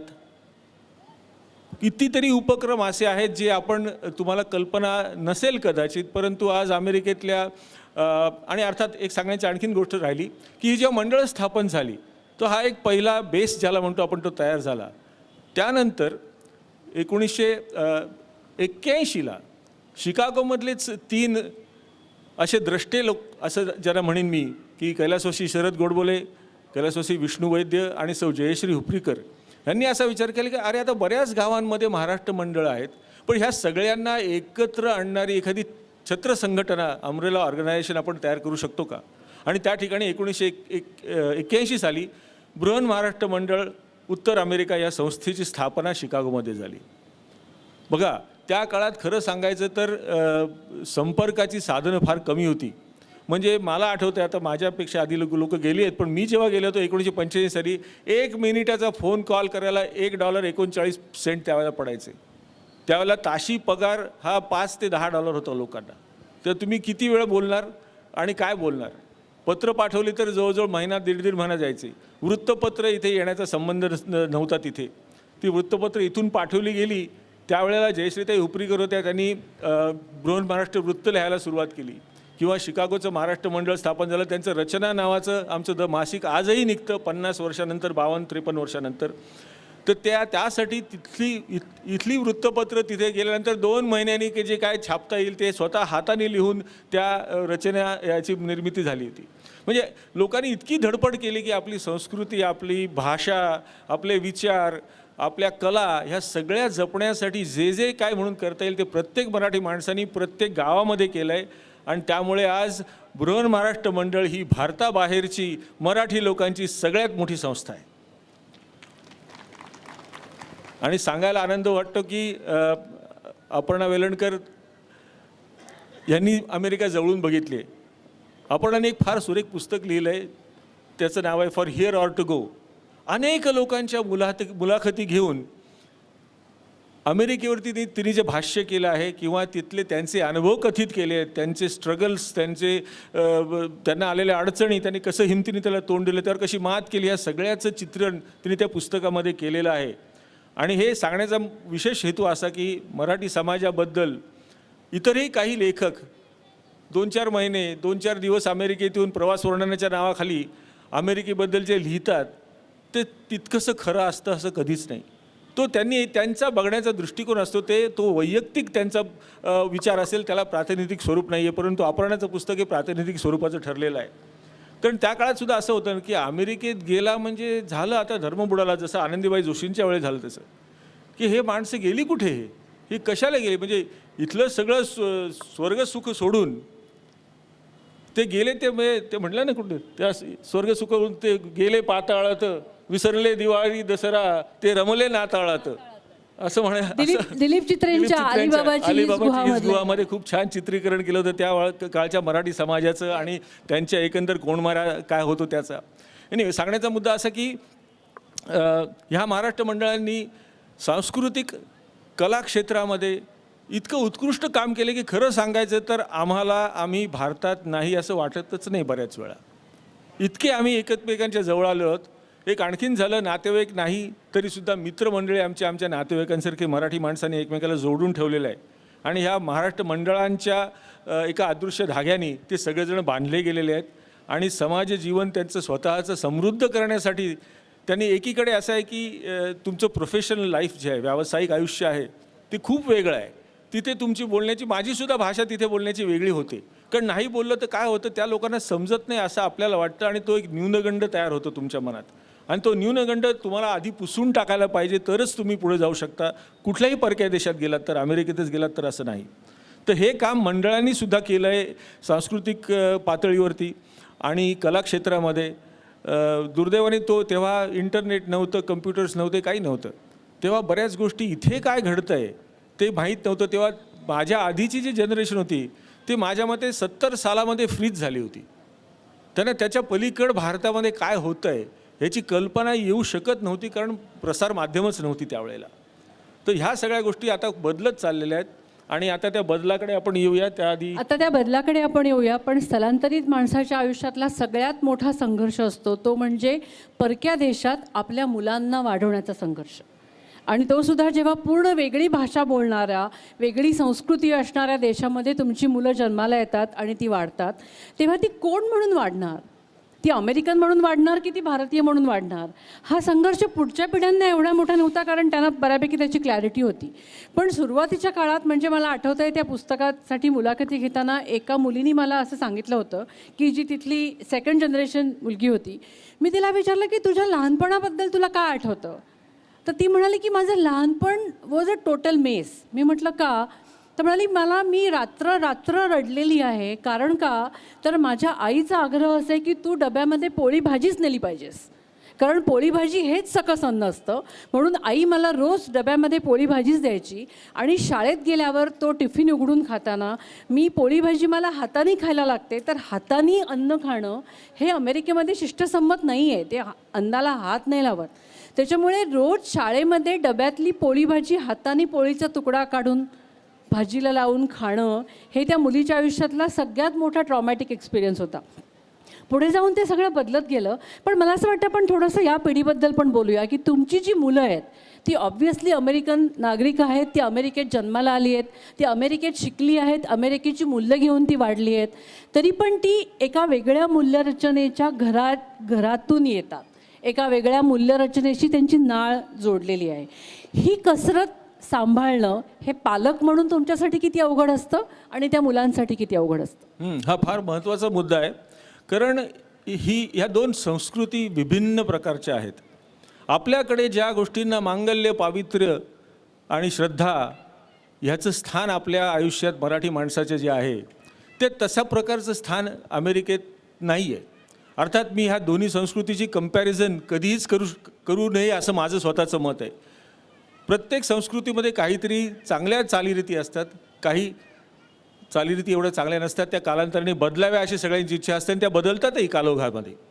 परंतु जी दुसरी पिढी जी आहे अमेरिकेतली, जी आमची मुलं जी तिथं जन्माला आली, माझ्या आधीच्या पिढीची जी मुलं होती जी आज आता 50च्या घरात सुद्धा पोचलेली आहेत, त्यांची स्ट्रगल्स आमच्यापेक्षा नक्कीच जास्त होती. ती परिस्थिती हळूहळू सुधरत गेली कारण ती संख्या वाढली आपली.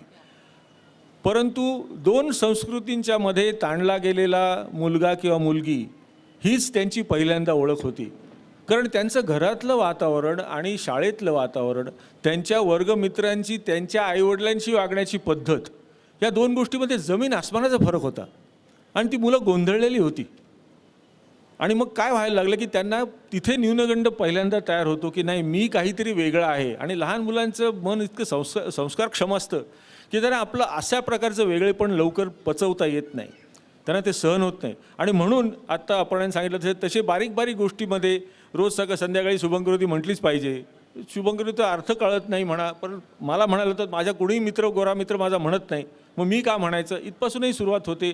किंवा अजूनही थोडासा तो एक ब्लेम आम्हाला मिळतो मराठी लोकांना की सगळ्यांना आधी शिक्षणच पाहिजे. म्हणजे जे आमच्या आईवडिलांनी सांगितलं आम्हाला, त्यांच्या आईवडिलांनी त्यांना सांगितलं तेच आम्ही आमच्या मुलांना सांगतो.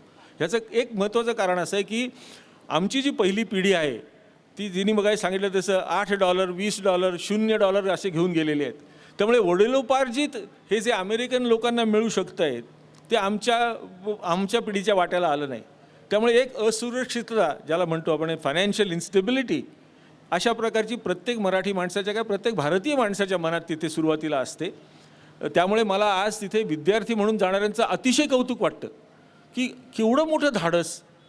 पुढे खरं म्हणजे काहीच माहिती नाही. आपण त्या मुद्द्याकडे नंतर वळूया, ज्याला आपण इमिग्रेशन लॉज म्हणून, ते कसे कसे बदलत गेले किंवा आता त्याची पुढची परिस्थिती काय असेल. तर सांगण्याचा मुद्दा असा की या मुलांचं आयुष्य तसं पुष्कळसं मानसिक कष्टमय होतं. मानसिक कष्ट त्यांना थोडे झाले असणार आहेत, ते त्यांनी सामावून घेतलं स्वतःला आणि ते पुढे गेले. नंतर मात्र परिस्थिती बदलत जाते. काय होतं, जेव्हा मुलं 18 वर्षाची होतात तेव्हा त्यांना कळतं की आपण भारतीय वंशाचे आहोत आणि याचा मला अभिमान असायला पाहिजे, rather than feeling sorry for my self. आणि याची गंमत सांगतो की कंटकीमध्ये आम्ही होतो. आमच्या गावामध्ये मी मग सांगितलं एकच मराठी फॅमिली होती, डॉक्टर मुजुमदार होत्या आणि त्यांची 2 मुलं होती, अमोल आणि जय, आणि एक मुलगी होती, मोठी होती. पण अमोल आणि माझ्याबरोबर माझा एक सहकारी होता डर्क अँडरसन नावाचा. सो डर्कचा मुलगा जेफ्री आणि अमोल हे एकाच वयाचे होते, एकाच वर्गात होते. आणि त्या दोघांना प्रत्येक वेळेला त्यांची स्पर्धा असायची परीक्षेमध्ये, जशी इथे असते तशीच. आणि अमोलला प्रत्येक वेळेला जास्त मार्क मिळायचे. एक दिवस माझ्यासमोर आम्ही असेच बसलो होतो, डर्क, मी आणि जेफ्री. आणि जेफ म्हटला की dad, why is this Amol getting higher rank than me all the time? अमोलला माझ्यापेक्षा प्रत्येक वेळा जास्त मार्क का मिळतात? तर डर्क माझ्याकडे बघितलं आणि सांगितलं, Jeffrey, these people are genetically superior than us. हे एका अमेरिकन माणसाने ओळखलं की ही माणसं जी येतात ती अशीच उगाच येत नाहीत, ती काहीतरी घेऊन येतात त्यांच्याबरोबर. आणि ते जे घेऊन येतात ते आपल्यापेक्षा कुठेतरी श्रेष्ठ आहे. याचं कारण काय झालं आहे की जेव्हा एखादे माणूस एक समाज स्थलांतरित होतो तर ती पहिली पिढी असते ती अत्यंत स्ट्रगल करणारी, अत्यंत कष्ट करणारी असते. आणि ते कारण ती शून्यातून जग निर्माण करत असतं. त्या मानाने अमेरिकेत जे 300 वर्षापूर्वी लोक आलेत त्यांच्या त्या 3ऱ्या, 4थ्या, 5व्या पिढीला ते हळूहळू ते अमेरिकन झाले, पण त्यांची स्ट्रगल्स कमी झाली. आणि जेव्हा तुमचे कष्ट कमी होतात, तुमच्यासमोर भरून वाढलेलं ताट मिळतं, तेव्हा तुमची विचारसरणी बदलते. तुम्ही तसे थोडेफार निष्क्रिय होता. ती जी आच असते, जी आग असते, ती कमी व्हायला लागते. अर्थात हे चांगलं का वाईट हा वादाचा मुद्दा होऊ शकेल.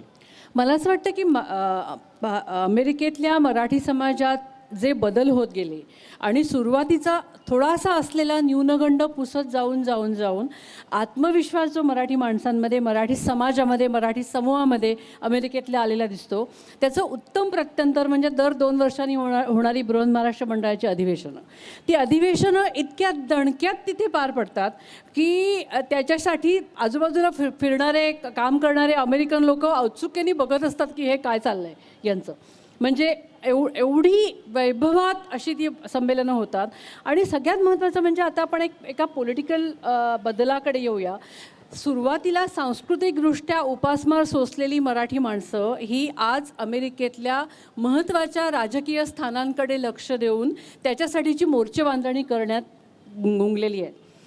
8-10 वर्षांपासून म्हणजे साधारण एक 15-20 वर्ष माझा या सगळ्या समूहाशी संबंध आहे, म्हणून मी हे सांगते की अगदी सुरुवातीला बृहन महाराष्ट्र मंडळाच्या अधिवेशनांना महाराष्ट्रातल्या मुख्यमंत्र्यांनी यावं, उपमुख्यमंत्र्यांनी यावं यासाठी लॉबिंग होत असे आणि यासाठी विशेष प्रयत्न केले जात असत.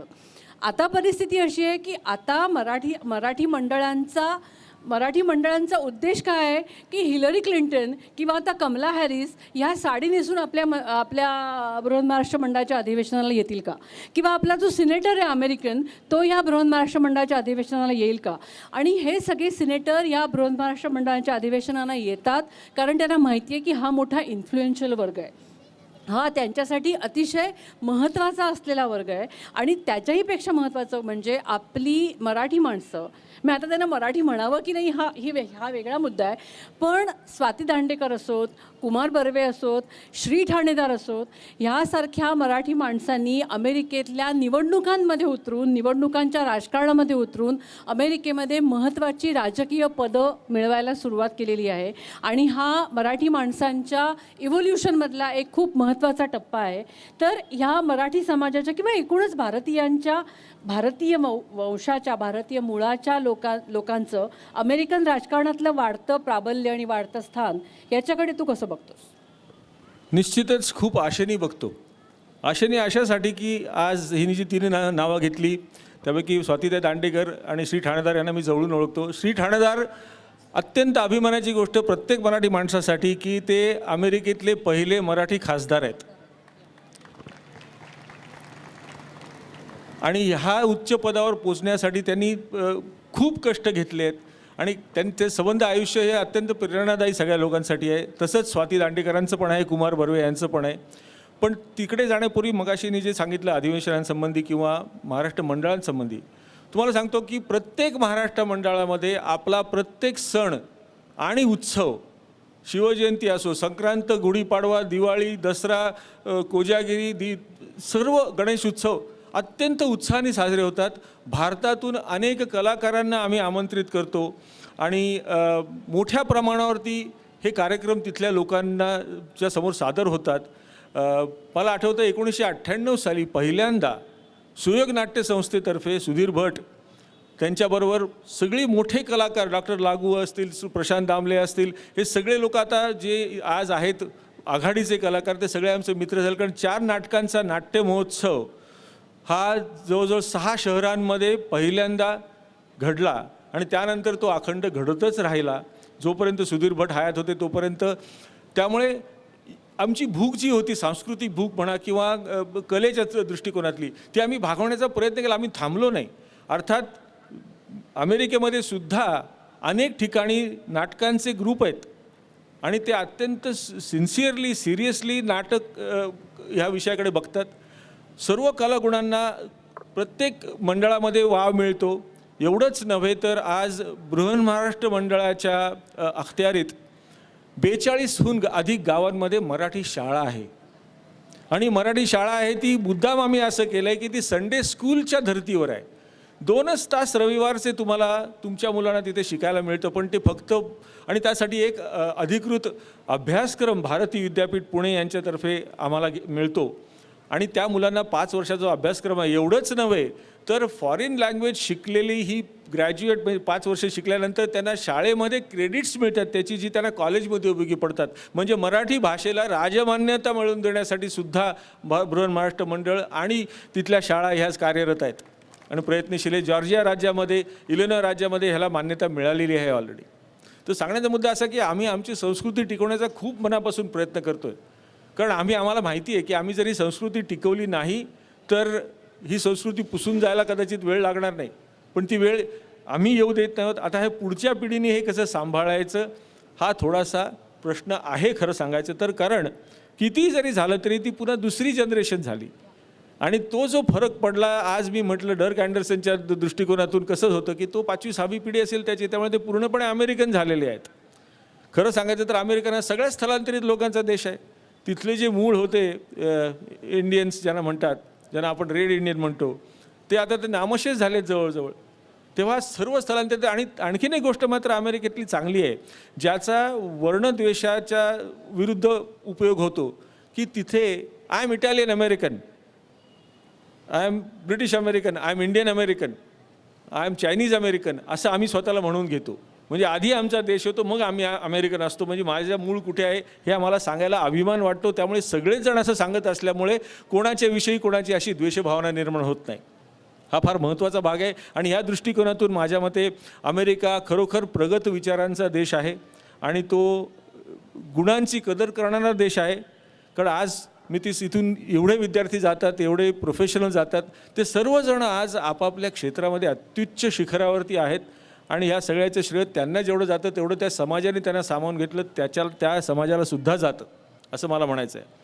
आता पॉलिटिक्समध्ये सांगितलं आपण आणि त्याप्रमाणे म्हटलं तसं की ही गरज निर्माण झाली. आता ही जर गरज आहे ती आम्हाला पुढे न्यायची आहे. आणि आम्ही कशी पुढे नेतो आहे की ह्या मराठी तिथे जन्मलेल्या मुलांना मराठी भाषा शिकवून त्यांना आपल्या संस्कृतीविषयी प्रेम निर्माण करून देऊन 18 वर्षाची जी संज्ञान झाल्यानंतर त्यांना त्याचा अभिमान वाटला पाहिजे. पण ती मात्र अमेरिकन असल्यामुळे ती अमेरिकेच्या प्रवाहामध्ये आमच्यापेक्षा सहज जास्त सामावून घेऊ जाऊ शकतात. आणि ती सामावून जाऊ शकत असल्यामुळे पुढच्या पिढीमध्ये मी तुम्हाला सांगतो, आज इथून 10 वर्षानंतर आज माझ्याकडे जर आपले भारतीय वर्षाचे 3-4 जर लोक असतील तर ह्यापुढे 25 ते 50 लोक आपल्या तिथे जन्मलेली मुलं राजकीय प्रवाहात नक्कीच भाग घेतील. राजकीय प्रवाहात तर भाग घेतातच, त्याच्याबरोबर उद्योग जगतामध्ये फार मोठ्या प्रमाणावरती भारतीय वंशाचे लोक आहेत. ॲडमिनिस्ट्रेशनमध्ये मोठ्या प्रमाणावरती भारतीय वंशाचे लोक दिसतात. मराठी माणसांपुरतं बोलायचं झालं तर एकमेकांचा सांस्कृतिक विरह किंवा सांस्कृतिक उपास दूर करण्यासाठी माझी या जातीचा मजो भेटो कोणी, मी मगाशी म्हटलं तसं, याच्यासाठी एकत्र येऊन मराठी मंडळांची सुरुवात केलेल्या मराठी माणसांनी हळूहळू पुढे जात, आपण एका गोष्टीचा उल्लेख केला नाही वेळेअभावी, तो मी फक्त करते, तो म्हणजे महाराष्ट्र सेवा समिती आणि महाराष्ट्र फाउंडेशनसारख्या संस्था मराठी माणसांनी उभ्या केल्या आणि कोट्यावधी डॉलर्सची मदत अत्यंत शांतपणाने ह्या संस्था महाराष्ट्रातल्या वेगवेगळ्या सामाजिक संस्थांना गेली अनेक वर्ष पुरवत आहेत. आणि त्याच्यासाठी अमेरिकाभर पसरलेल्या मराठी माणसांबरोबरच त्यांची मित्रमंडळी पण देणग्या देतात आणि या देणग्यांना मॅचिंग ग्रँट्स मिळवून या संस्था महाराष्ट्रातल्या विविध सामाजिक कामांसाठी त्याचा उपयोग करतात आणि तो निधी पाठवतात. तिथपासून राजकीय महत्त्वाकांक्षेपर्यंत आलो आणि आता पॉलिटिकल ॲम्बिशन्स घेऊन मराठी माणसं वेगळ्या पद्धतीने या सगळ्या बदलांना सामोरी जाताना दिसतात. पण हे सगळं होत असताना मगाशी ज्याचा उल्लेख तू बोलता बोलता केलास ते म्हणजे अमेरिकन इमिग्रेशन लॉज सातत्याने बदलत राहिले आणि आत्ता परिस्थिती अशी आहे की ग्रीन कार्डसाठी तिष्ठत बसलेल्या लोकांची 50शी उलटली, 45शी उलटली, मुलं शाळेत जातात, मुलं अर्ध्या वयात आली तरीसुद्धा मला ग्रीन कार्ड मिळेल की नाही हे मला माहिती नाही आणि मी इथे राहणार आहे का परत जाणार आहे, मला कधीतरी परत जावं लागणार आहे हे माहिती नाही. अशा अतिशय अस्थिर अशा प्रकारच्या वातावरणामध्ये आजची पिढी तिथे जगताना दिसते. या अस्थिरतेकडे तू कसं बघतोस आणि याच्यानंतर तिकडे जाऊ इच्छिणारी म्हणजे अमेरिकेत जाऊन मला माझं नवं आयुष्य घडवायचं आहे असं स्वप्न पाहणारी जी कोणी असतील त्यांना तू काय सल्ला देशील? नाही, अस्थिरता नक्कीच आहे. कारण मी म्हटलं तसं की अमेरिका हा व्यापारी देश आहे. मागणी आणि पुरवठा ह्याचा सगळ्याचा कंट्रोल त्यांना करायचा असतो. अर्थात त्यामुळे असं होतं की ज्या प्रकारच्या लोकांची त्यांना गरज आहे त्यांना ते पायघड्या घालून बोलवतात, मगाशी सांगितल्याप्रमाणे. तेव्हा असं झालं की सुरुवातीच्या काळामध्ये फक्त शिष्यवृत्ती घेऊन जाणारी माणसं, कारण त्यानंतर कायदा असा बदलला की तुम्हाला लगेच गेल्याबरोबर जसं 65 साली ग्रीन कार्ड देत होते आणि तुम्ही नोकरी शोधा सांगत होते, ती पद्धत बंद झाली. त्यामुळे तिथे तुम्ही विद्यार्थी म्हणून गेल्यानंतर कुठल्या तरी कंपनीत तुम्हाला काम मिळणार आणि तुमच्या गुणवत्तेच्या जोरावर तुम्ही तिथे नोकरी सुरू करणार. त्यानंतर तुम्हाला H1 व्हिसा, ज्याला वर्क परमिट म्हणू शकतो आपण, तसं मिळत असे. कालांतराने त्याच्यात असा बदल झाला की Y2K जेव्हा आलं तेव्हा खरोखर ही जी क्रांती झाली संगणकीय क्षेत्रामध्ये, कम्प्युटर सायन्समध्ये, आज बहुतेक ठिकाणी प्रत्येक अमेरिकन माणसाला असं वाटतं की हा इंडियन आहे ना, म्हणजे हा IT एक्सपर्ट असणार. कारण आपल्याकडे सगळे लोक त्या क्षेत्रात. त्याचा एक फायदा असा झाला की ती मंडळी 8-8, 10-10 वर्ष इथे नोकऱ्या करून मग तिथे जात होती. त्यामुळे त्या दोन्ही संस्कृतीचा संगम त्यांना साधणं त्यांच्या मुलांना सोपं झालं. आणि त्या दृष्टिकोनातून आमच्या जन्मलेल्या तिथे मुलांना सुद्धा फायदा व्हायला लागला की अरे हा माणूस माझ्यासारखाच आहे, परंतु ह्याला जास्त मराठी येतं किंवा हा घरी ह्याचं घरचं वातावरण आणि माझ्या घरचं वातावरण सारखंच आहे. तेव्हा हा एक फायदा झाला. खरं सांगायचं तर तो सांगण्याचा मुद्दा असा की परिस्थिती अस्थिर आहे, हे कोणीच नाकारू शकत नाही. आत्ताच काही दिवसांपूर्वी पुन्हा ते इमिग्रेशन लॉज बदलणार आणि H1ची जी लॉटरी सिस्टम त्यांनी केली होती ती काढून टाकणार असा विचार चालू आहे आणि त्याविषयीचा कायदा लवकरच येईल अशी आशा आहे, अशी अपेक्षा आहे बायडन सरकारतर्फे. ट्रम्प सरकारने मात्र ह्याला पूर्णपणे विरोध केला होता. त्यांना काहीच नको, त्यांना मेक्सिकोत भिंत बांधायची होती. तेव्हा दोन अत्यंत विभिन्न विचारसरणीची इथे मतं आहेत ह्या दोन पक्षांची. फक्त एवढंच आहे की आपल्यासारखे 50, 60, 100, 200 राजकीय पक्ष अमेरिकेत नाहीत. फक्त 2च राजकीय पक्ष आहेत. अर्थात त्यांची विचारसरणी काही बाबतीत इतकी विभिन्न आहे की तुम्ही विचारच करू शकत नाही हे बरोबर आहे का, कोणाचं बरोबर कोणाचं चूक आहे.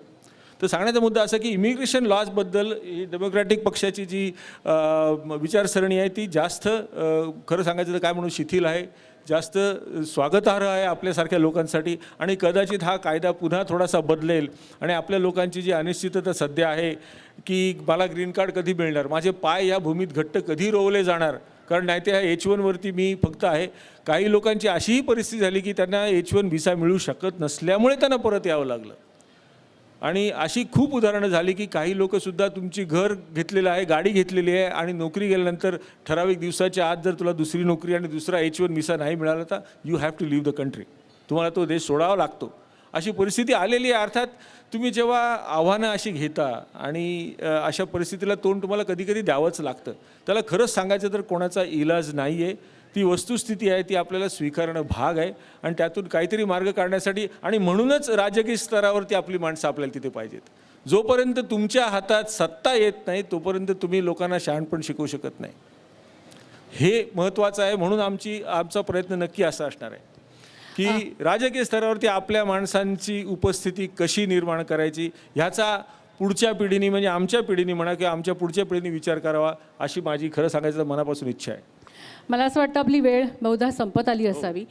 शेवटचा प्रश्न मला एक आत्ता बोलता बोलता आठवण झाली ती म्हणजे शोभा चित्रेंची.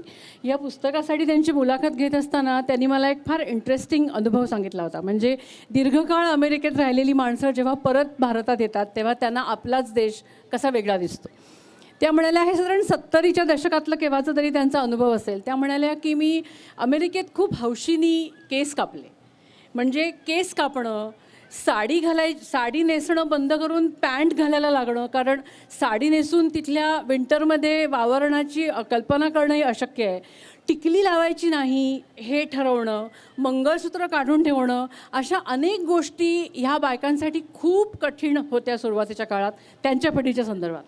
त्या म्हणाल्या की मी पहिल्यांदा केस कापले आणि भारतात आल्यानंतर सगळ्या माझ्या आत्ते मामे बहिणी मैत्रिणी माझ्याकडे असं बघायला लागलं की काय हिला आता काही भारताबद्दल वाटत नाही, केसबीस कापून आली परत. त्याच्यामुळे म्हणाल्या मला खूप अस्वस्थ झालं की मी का केस कापले असतील, माझी एवढी छान वेणी होती. सगळ्या माझ्या आज्या म्हणाल्या शोभा तुझे किती लांब केस होते, का गं कापलेस तू. आणि म्हणाले मी परत गेल्यावर असं ठरवलं की आता केस वाढवायचे, परत भारतात जाईपर्यंत आपली पहिल्यासारखी लांब वेणी झाली पाहिजे. त्याच्यामुळे भारतात येण्याचा काळ तेव्हा 3-4-5 वर्षांनी केव्हा तरी एकदा विमानाचं तिकीट काढायला परवडायचं. आत्तासारखं विंटरला पण जा आणि समरला पण जा इतकी आर्थिक संपन्नता त्या काळातल्या मराठी माणसांमध्ये नव्हती. त्याच्यामुळे 4-5 वर्षात त्यांचे केस परत वाढले, छान परत मोठी वेणी झाली. आणि त्यामुळे मी परत जेव्हा गेले भारतामध्ये तेव्हा लक्षात आलं की आता सगळ्यांकडे शोल्डर कट केलेल्या आणि अशा सगळ्या आधुनिक बायका मला बघायला मिळाल्या आणि मीच त्याच्यामध्ये जुनाट ठरले. त्या सांगून म्हणजे मला, आपण आता सगळेजण हसलात, मला पण हसायला आलं, पण हे सांगताना त्यांच्या डोळ्यात पाणी उभं होतं. म्हणजे किती लागलं असेल त्यांच्या मनाला हे सगळं. आता नितीन, तू इतक्या वर्षांनी नाशिकमध्ये आलास, तुला नाशिक ओळखलं का? जुनं नाशिक ओळखलं की, कारण तेच मला माहिती होतं. नवीन नाशकामध्ये मी गोंधळून गेलो, कारण शोधत होतो मी. आत्ता बघता बघता अचानक कुठून तरी दिसताना परशुराम सायखेडकर नाट्यगृह, अरे म्हटलं ह्याच्यासमोर सगळं छान मोकळं होतं, ते काय झालं सगळं. असं अनेक ठिकाणी मला झालं की, परंतु एक गोष्ट आहे, ह्या सगळ्याचा आनंदही झाला की आज माझं नाशिक मोठं झालं आहे. आज एक व्यापारी पेठ म्हणून म्हणजे भारतातल्या अशा गावांमध्ये इट्स अ ग्रोईंग सिटी ज्याला म्हणतो इकॉनॉमिकली, ह्याच्यामध्ये नाशिकची गणना होते आहे. आणि तरीसुद्धा नाशिकने आपला सांस्कृतिक ठेवा जपलेला आहे आणि पुढच्या पिढीचे लोक असं इतकी कीर्ती करतायत आहे, त्यांची क्रांती करतायत, ह्याचा खूप आनंद झाला. त्यामुळे हा एक खूप महत्त्वाचा टप्पा आहे माझ्या आयुष्यातला की आज मला नाशिकला यायला मिळालं. फक्त एक गोष्ट तुला सांगतो की शोभाताई चित्रेंचा उल्लेख केलास तू, तेव्हा अमेरिकेमध्ये मराठी लेखक आणि त्यांनी काय केलं हे सुद्धा फार महत्त्वाची गोष्ट आहे. आणि त्यात एका गोष्टीचा उल्लेख करेन, इंडिव्हिज्युअली खूप लोकांनी लिहिलेलं आहे, पण एकता नावाचं एक त्रैमासिक 40 वर्ष विनायक गोखल्यांनी कॅनडामधनं सुरू केलं आणि विद्युलेखा अकलूजकर, आमचे अरुण जतकर ह्या लोकांनी त्याचं संपादन करून 40 वर्ष ते त्रैमासिक चालवलं, ज्यामध्ये अमेरिकेतल्या लेखकांना प्रोत्साहन मिळालं, त्यांना लिहिण्याची संधी मिळाली.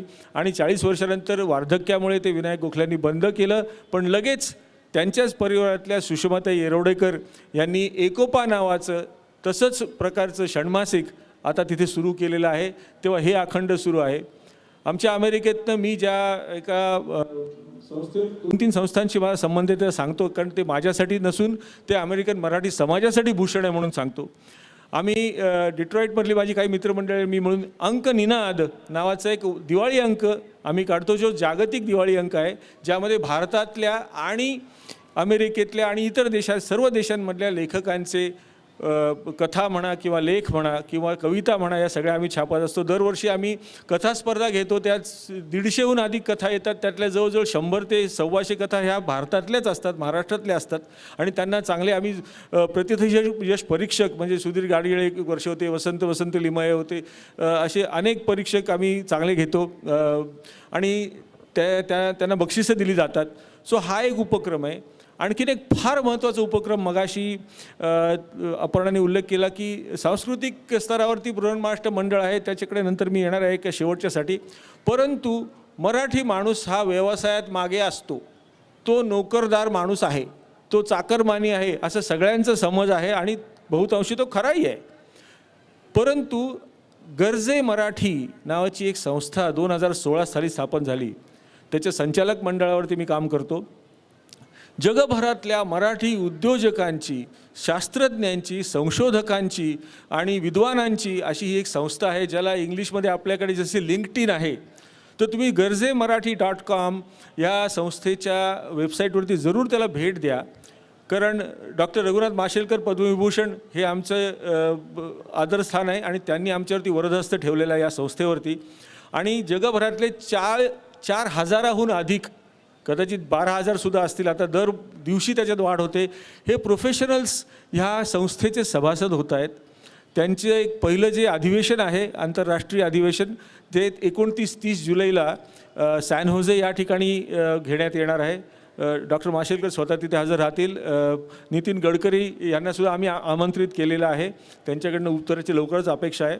आणि ह्या सगळ्या शास्त्रज्ञांनी आणि उद्योजकांनी एकत्र येऊन महाराष्ट्राच्या काय म्हणतो त्याला आपण विकासासाठी, महाराष्ट्राच्या विकासासाठी, त्याला आपण ग्रोस डोमेस्टिक प्रॉडक्ट GDP म्हणतो, 1% महाराष्ट्रातला GDP आम्ही उभा करणार आहोत गर्जे मराठीतर्फे, जेणेकरून आपल्या मातृभूमीचं ऋण आम्हाला फेडायचं आहे. सो आम्ही कितीही लांब राहिलो आपल्या देशापासून तरीसुद्धा आमची नाळ तुटलेली नाही. तेव्हा सर मोहम्मद इकबाल म्हणतात तसं, गुरबत में हो अगर हम रहता है दिल वतन में, समझो हमें वहीं के दिल है जहाँ हमारा, सारे जहाँ से अच्छा हिंदुस्तान हमारा. तर ही भावना आमच्या मनामध्ये आहे. तेव्हा आम्ही कुठेही इथून पळपुट्यासारखे पळून गेलेलो नाही आहोत. आणि आम्ही जरी गेलो असलो स्वार्थासाठी असं तुम्हाला वाटलं गेलो तरीसुद्धा पुन्हा या देशासाठी काहीतरी करायची प्रत्येक महाराष्ट्र मंडळाची इच्छा आहे. जिने आज महाराष्ट्र फाउंडेशनचा उल्लेख केला, अतिशय उत्कृष्ट संस्था आहे. जेव्हा दुष्काळ पडला होता त्यावेळेला मी बृहन्महाराष्ट्र मंडळाचा अध्यक्ष होतो आणि इथल्या पूरग्रस्तांसाठी दुष्काळग्रस्तांसाठी अशा दोन्ही प्रकारच्या वेळेला तिथल्या मंडळांनी एकत्रित निधी करून अनेक हजारो डॉलर्सचा निधी आम्ही इथे पोहोचवलेला आहे. त्याचा गाजावाजा फारसा कोणी आम्ही करत नाही, कारण ते कर्तव्य आहे. कर्तव्य करताना तुम्हाला फक्त कृतज्ञता असते म्हणून तुम्ही ते करता त्या भावनेने, आणि तेवढीच भावना आमच्यामध्ये आहे. सो खरं सांगायचं तर आम्ही अजूनही इथलेच आहोत, तुमचेच आहोत आणि तुमचेच राहू कायम, कारण शेवटी मराठी पण आम्हाला जपणं हे महत्त्वाचं आहे आमच्यासाठी. एवढंच मी तुम्हाला सांगेन. त्यांच्याकडून महाराष्ट्राच्या 1% GDPच्या संदर्भात आत्ता फार महत्त्वाचं नितीन जोशी बोललेले आहेत. मला फक्त शेवटी एवढंच सांगावंसं वाटतं की ह्या सगळ्या यशोकहाणीच्या बरोबर एक फार महत्त्वाची गोष्ट मला नितीन आणि मानसी जोशी, कारण मी त्यांच्या घरी राहिलेली आहे त्यांच्याबरोबर काही 2 का 3 वेळेला मला वाटतं शिकागोमध्ये, त्यांच्याबद्दल मला एवढंच सांगावंसं वाटतं की अनेक मराठी माणसांनी आपली घरं अमेरिकेमध्ये, जगाच्या पाठीवर वेगवेगळ्या देशांमध्ये उभी केली. काही घरं अशी आहेत की ज्यांच्या घराची दारं कायम उघडी असतात, ज्यांच्या घराची आणि मनाची दारं कायम उघडी असतात. असं हे दाम्पत्य आहे, नितीन आणि मानसी जोशी. आज ती माहेरवाशीणच आहे आपली नाशिकची असं म्हणायला पाहिजे. आपण आपल्या गावाचा हा सुपुत्र आणि आपल्या गावाची ही सून, ह्या दोघांचंही अभिनंदन करूया. त्यांनी वेगळ्या देशात जाऊन जे अतिशय सुसंपन्न असं आयुष्य, सुसंस्कृत असं आयुष्य उभं केलं. एवढंच नव्हे तर अमेरिकेत असताना नितीनला मी सतत फोनवरती असलेला बघितलेला आहे आणि अमेरिकाभरच्या कोणाही मराठी माणसाला कसलीही अडचण आली तर हक्काने ज्यांना फोन जातात त्याच्यामध्ये 1 नंबर नितीन जोशी यांचा आहे. मला असं वाटतं की ह्याच्या इतकी महत्त्वाची ओळख दुसरी नितीन जोशी यांची कुठली नसेल. ते त्यांनी सांगितलं नाही, पण मला इथे सांगणं आवश्यक वाटतं. त्यामुळे परक्या भूमीवर, परक्या देशामध्ये आपल्या माणसांसाठी घर आणि मन उघडं ठेवणारे नितीन आणि मानसी जोशी हे दोघं आज आपल्याकडे आले. त्यांचे आभार मानणं त्यांना आवडणार नाही, कारण आभार मानून आपण त्यांना परक करूया नको. पण नितीन, पेठे विद्यालयातल्या तुझे सगळे शिक्षक जे आज नाही आहेत ते केव्हा ना केव्हा तरी ह्या पटांगणावरती येऊन गेलेले असतील. ते आज वरून तुझं हे सगळं कौतुक बघत असतील. त्यांचा आशीर्वाद घेऊन तुम्ही तुमच्या अमेरिकेला परत जाल, तुमच्याच अमेरिकेला असं म्हणायला पाहिजे. तर तुम्हा दोघांना आम्हा सगळ्या नाशिकरांच्या वतीने मनपूर्वक शुभेच्छा. धन्यवाद. शेवटची एकच गोष्ट सांगतो, आत्ता ज्या आपण उल्लेख केला तो, तुमच्यापैकी कोणालाही अमेरिकेत कशाचीही गरज लागली तर मला काय, आमचे हजारो स्वयंसेवक तिथे आहेत जे प्रत्येक मंडळामध्ये, त्यांना तुम्ही फोन करा. कारण आम्ही मुलांना सायकल विकत घेऊन देण्यापासून तर लग्न जमण्यापर्यंत सगळ्या गोष्टी करतो. बृहन्महाराष्ट्र मंडळाचे अनेक उपक्रम आहेत. त्याच्यामध्ये रेशीम गाठीचा नावाचा उपक्रम आहे, ज्याच्यात विवाह संस्थेसारखं त्यांनी केलेलं आहे. तिथे जन्मलेल्या मुलांसाठी वेगळं आणि इथून येणाऱ्यांसाठी वेगळं. आमच्या तिथल्या लोकांचा वृद्धापकाल कसा जाईल ह्याच्या संबंधी विचार करण्यासाठी सुद्धा आमच्याकडे उत्तरंग नावाचा उपक्रम आहे. तुम्ही बृहन्महाराष्ट्र मंडळ ऑफ नॉर्थ अमेरिका BMMonline.org ह्या वेबसाईटला जरूर भेट द्या. सगळे उपक्रम तुम्हाला कळतील की मंडळांमध्ये काय चालले, आपली माणसं तिथे जाऊन काय करतायत, आणि तुम्हाला खरंच आनंद होईल हे बघून की बृहन्महाराष्ट्र मंडळासारखी संस्था, आता संदीप दीक्षित त्यांचे नवीन अध्यक्ष आहेत, खूप नवीन पौरोहित्य शिकवलं जातं अमेरिकेमध्ये ऑनलाईन. मग विचार करा तुम्ही, ही किती आमची कळकळ आहे आपली संस्कृती जपण्यासाठी. तेव्हा पुन्हा एकदा सांगतो धन्यवाद. आज मी इथे आलो, मनोमन उपकृत झालो. माझ्या रामभूमीत मला यायला मिळालं आणि तुम्ही सगळ्यांनी शांतपणे माझे विचार ऐकून घेतलेत. मनपूर्वक धन्यवाद. आपण सर्वांनी कृपया 2 मिनटं या ठिकाणी खुर्चीवरच विराजमान राहावं. नितीनजी आपल्यामध्ये आले आणि खूप वर्षांनी अनेक मित्रमंडळींची त्यांची भेट झाली वसंत व्याख्यानमालेच्या शताब्दी वर्षाच्या निमित्ताने मला वाटतं वसंत व्याख्यानमालेला आपल्या घरामध्ये आणि मनामध्ये आज निश्चितपणे स्थान मिळालं असेल असा मला विश्वास वाटतो. यावर्षी आम्ही भारताच्या वेगवेगळ्या भागातल्या 11 वक्ते बोलवलेले आहेत आणि ही परंपरा भविष्यात देखील सुरू ठेवण्याची व्याख्यानमालेची इच्छा आहे आणि त्यासाठी तुमचं निश्चितपणे व्याख्यानमालेला सहकार्य मिळेल असा विश्वास या निमित्ताने मी व्यक्त करतो. श्रीनिवास ठाणेदार हे देखील 5 मे रोजी आपल्या व्याख्यानासाठी येणार होते, परंतु अमेरिकेचे अध्यक्ष बायडन साहेब यांनी एक अत्यंत महत्त्वाची जबाबदारी त्यांच्यावर सोपवली आणि त्यामुळे 29 एप्रिलला त्यांनी कळवलं की अशी महत्त्वाची जबाबदारी असल्यामुळे मी येऊ शकणार नाही, परंतु पुढच्या वर्षी मी तर स्वतः येईलच, परंतु कमला हॅरिस कशा येतील या दृष्टीने सुद्धा प्रयत्न केला आणि श्री नक्कीच करू शकतो ते. अपर्णा वेलणकर यांनी नेहमीच्या पद्धतीने खुबीने सर्व प्रवास या ठिकाणी आपल्यासमोर उलगडला. नितीनजींना बोलतं केलं आणि अनेक आपल्याला माहिती असलेल्या आणि माहिती नसलेल्या गोष्टी या मुलाखतीतनं या ठिकाणी प्रकट झाल्या. नितीनजी, आपण आमच्या विनंतीला मान देऊन या ठिकाणी आलात आणि आमच्याशी संवाद साधला याबद्दल मी व्याख्यानमालेच्या वतीनं आपले मनपूर्वक आभार मानतो, आपल्याला धन्यवाद देतो आणि भविष्यात हे आपले ऋणानुबंध अधिक घट्ट करूया अशी आपणाला विनंती करतो. मला या ठिकाणी एक आनंददायी बातमी तुम्हाला सांगायची आहे की 21 मे रोजी दुसऱ्या सत्रामध्ये आपण ताल मिलाप हा एक अनोखा कार्यक्रमाचा आनंद घेणार आहोत. तबला हे उत्तर भारतीय संगीतातलं मुख्य तालवाद्य आहे, तसेच घटम हे दक्षिण भारतीय संगीतातील तामिळ तालवाद्य आहे. या दोन्ही तालवाद्यांची युगलबंदी अर्थात एक अनोखा नादसंवाद या निमित्ताने रसिकांना ऐकायला मिळणार आहे. कलाकार आहेत पंजाब घराण्याचे युवा तबलावादक निसर्ग देहूकर मुंबई आणि युवा घट्टम वादक स्वामीनाथन जयरामन. या कार्यक्रमाचा आपण जरूर आस्वाद घ्यावा अशी मी आपल्याला विनंती करतो. उद्या या ठिकाणी डॉक्टर रवी गोडसे हे आपल्याशी वैद्यकशास्त्रातील विनोद या विषयावर संवाद साधणार आहेत. त्यांचं एक ट्विट खूप सध्या चर्चेत आहे, आपण ते या ठिकाणी ऐकूया.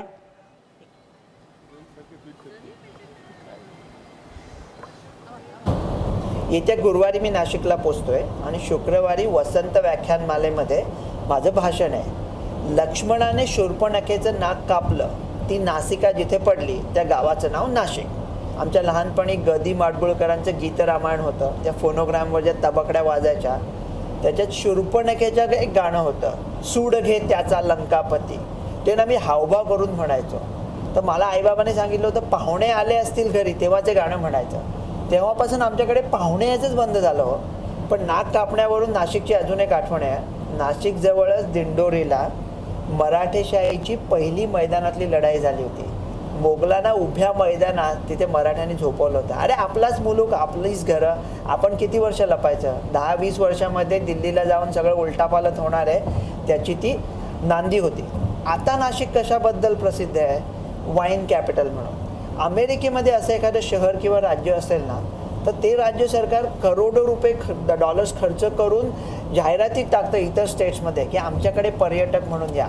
आपण आता इथे एवढा पैसा उचायचा ना तिथे इन्फ्रास्ट्रक्चरकडे. भारतीयांनी, मी काय दारू बिरू पित नाही, मला त्याच्यात माहिती नाही, पण भारतीयांनी वाईन विकत घ्यायची तर फक्त नाशिकची. आणि ते नाशिकचं तसं हवामान आहे हो. रत्नागिरीला तुम्ही किती आमदारांना ओळखत असाल तर तिथे हापूस आंबेच होतील, तिथेही द्राक्ष नाही पिकणार. ते नाशिकचं हवामान पण अनुकूल आहे आणि तिथे एवढी सुबत्ता आणायची, रस्ते एवढे चांगले बांधायचे. हे शॅम्पेन गावाचं नाही हो, ते काय फ्रेंच काय इटालियन काय. नाशिकचेच एक विवा शिरवाडकर कुसुमाग्रज होते, त्यांची कविता आहे, तळी जागणारा निखारा उफाळून येतो कधी आठवानेवर, शहारून येते कधी अंग तुझ्या स्मृतीने उले अंसले अंतर, परिभव्यते तेज पाहून पूजून घेऊ गळ्याशी कसे काजवे, नको क्षुद्र शृंगार तो दुर्बळांचा, तुझी दूरता त्याहुनी सावे. आता आपल्याला फ्रेंच नको, इटालियन नको, त्यांना काजव्यासारखं करून टाकायचा. आता वाईन फक्त नाशिकची. असं व्हायला पाहिजे की 10 वर्षांनी तुम्ही मला वसंत व्याख्यानमालात बोलवा, मी ट्रेनने येईन, पण श्रोते आहेत त्या सगळ्यांनी हेलिकॉप्टरने यायला पाहिजे. जरा मोठं स्वप्न होत आहे का? अहो पण आपण स्वप्नच गोंडपाट पाहिली तर वास्तविकता काय होणार? डॉक्टर रवी गोडसे. तेव्हा रवी गोडसे यांच्या एक वेगळ्या भाषणाची झिंग आपण उद्या अनुभवण्यासाठी मोठ्या संख्येने यावं अशी मी आपल्याला विनंती करतो. नितीन जोशी आणि अपर्णाताई आपलं पुन्हा एकदा आभार मानतो.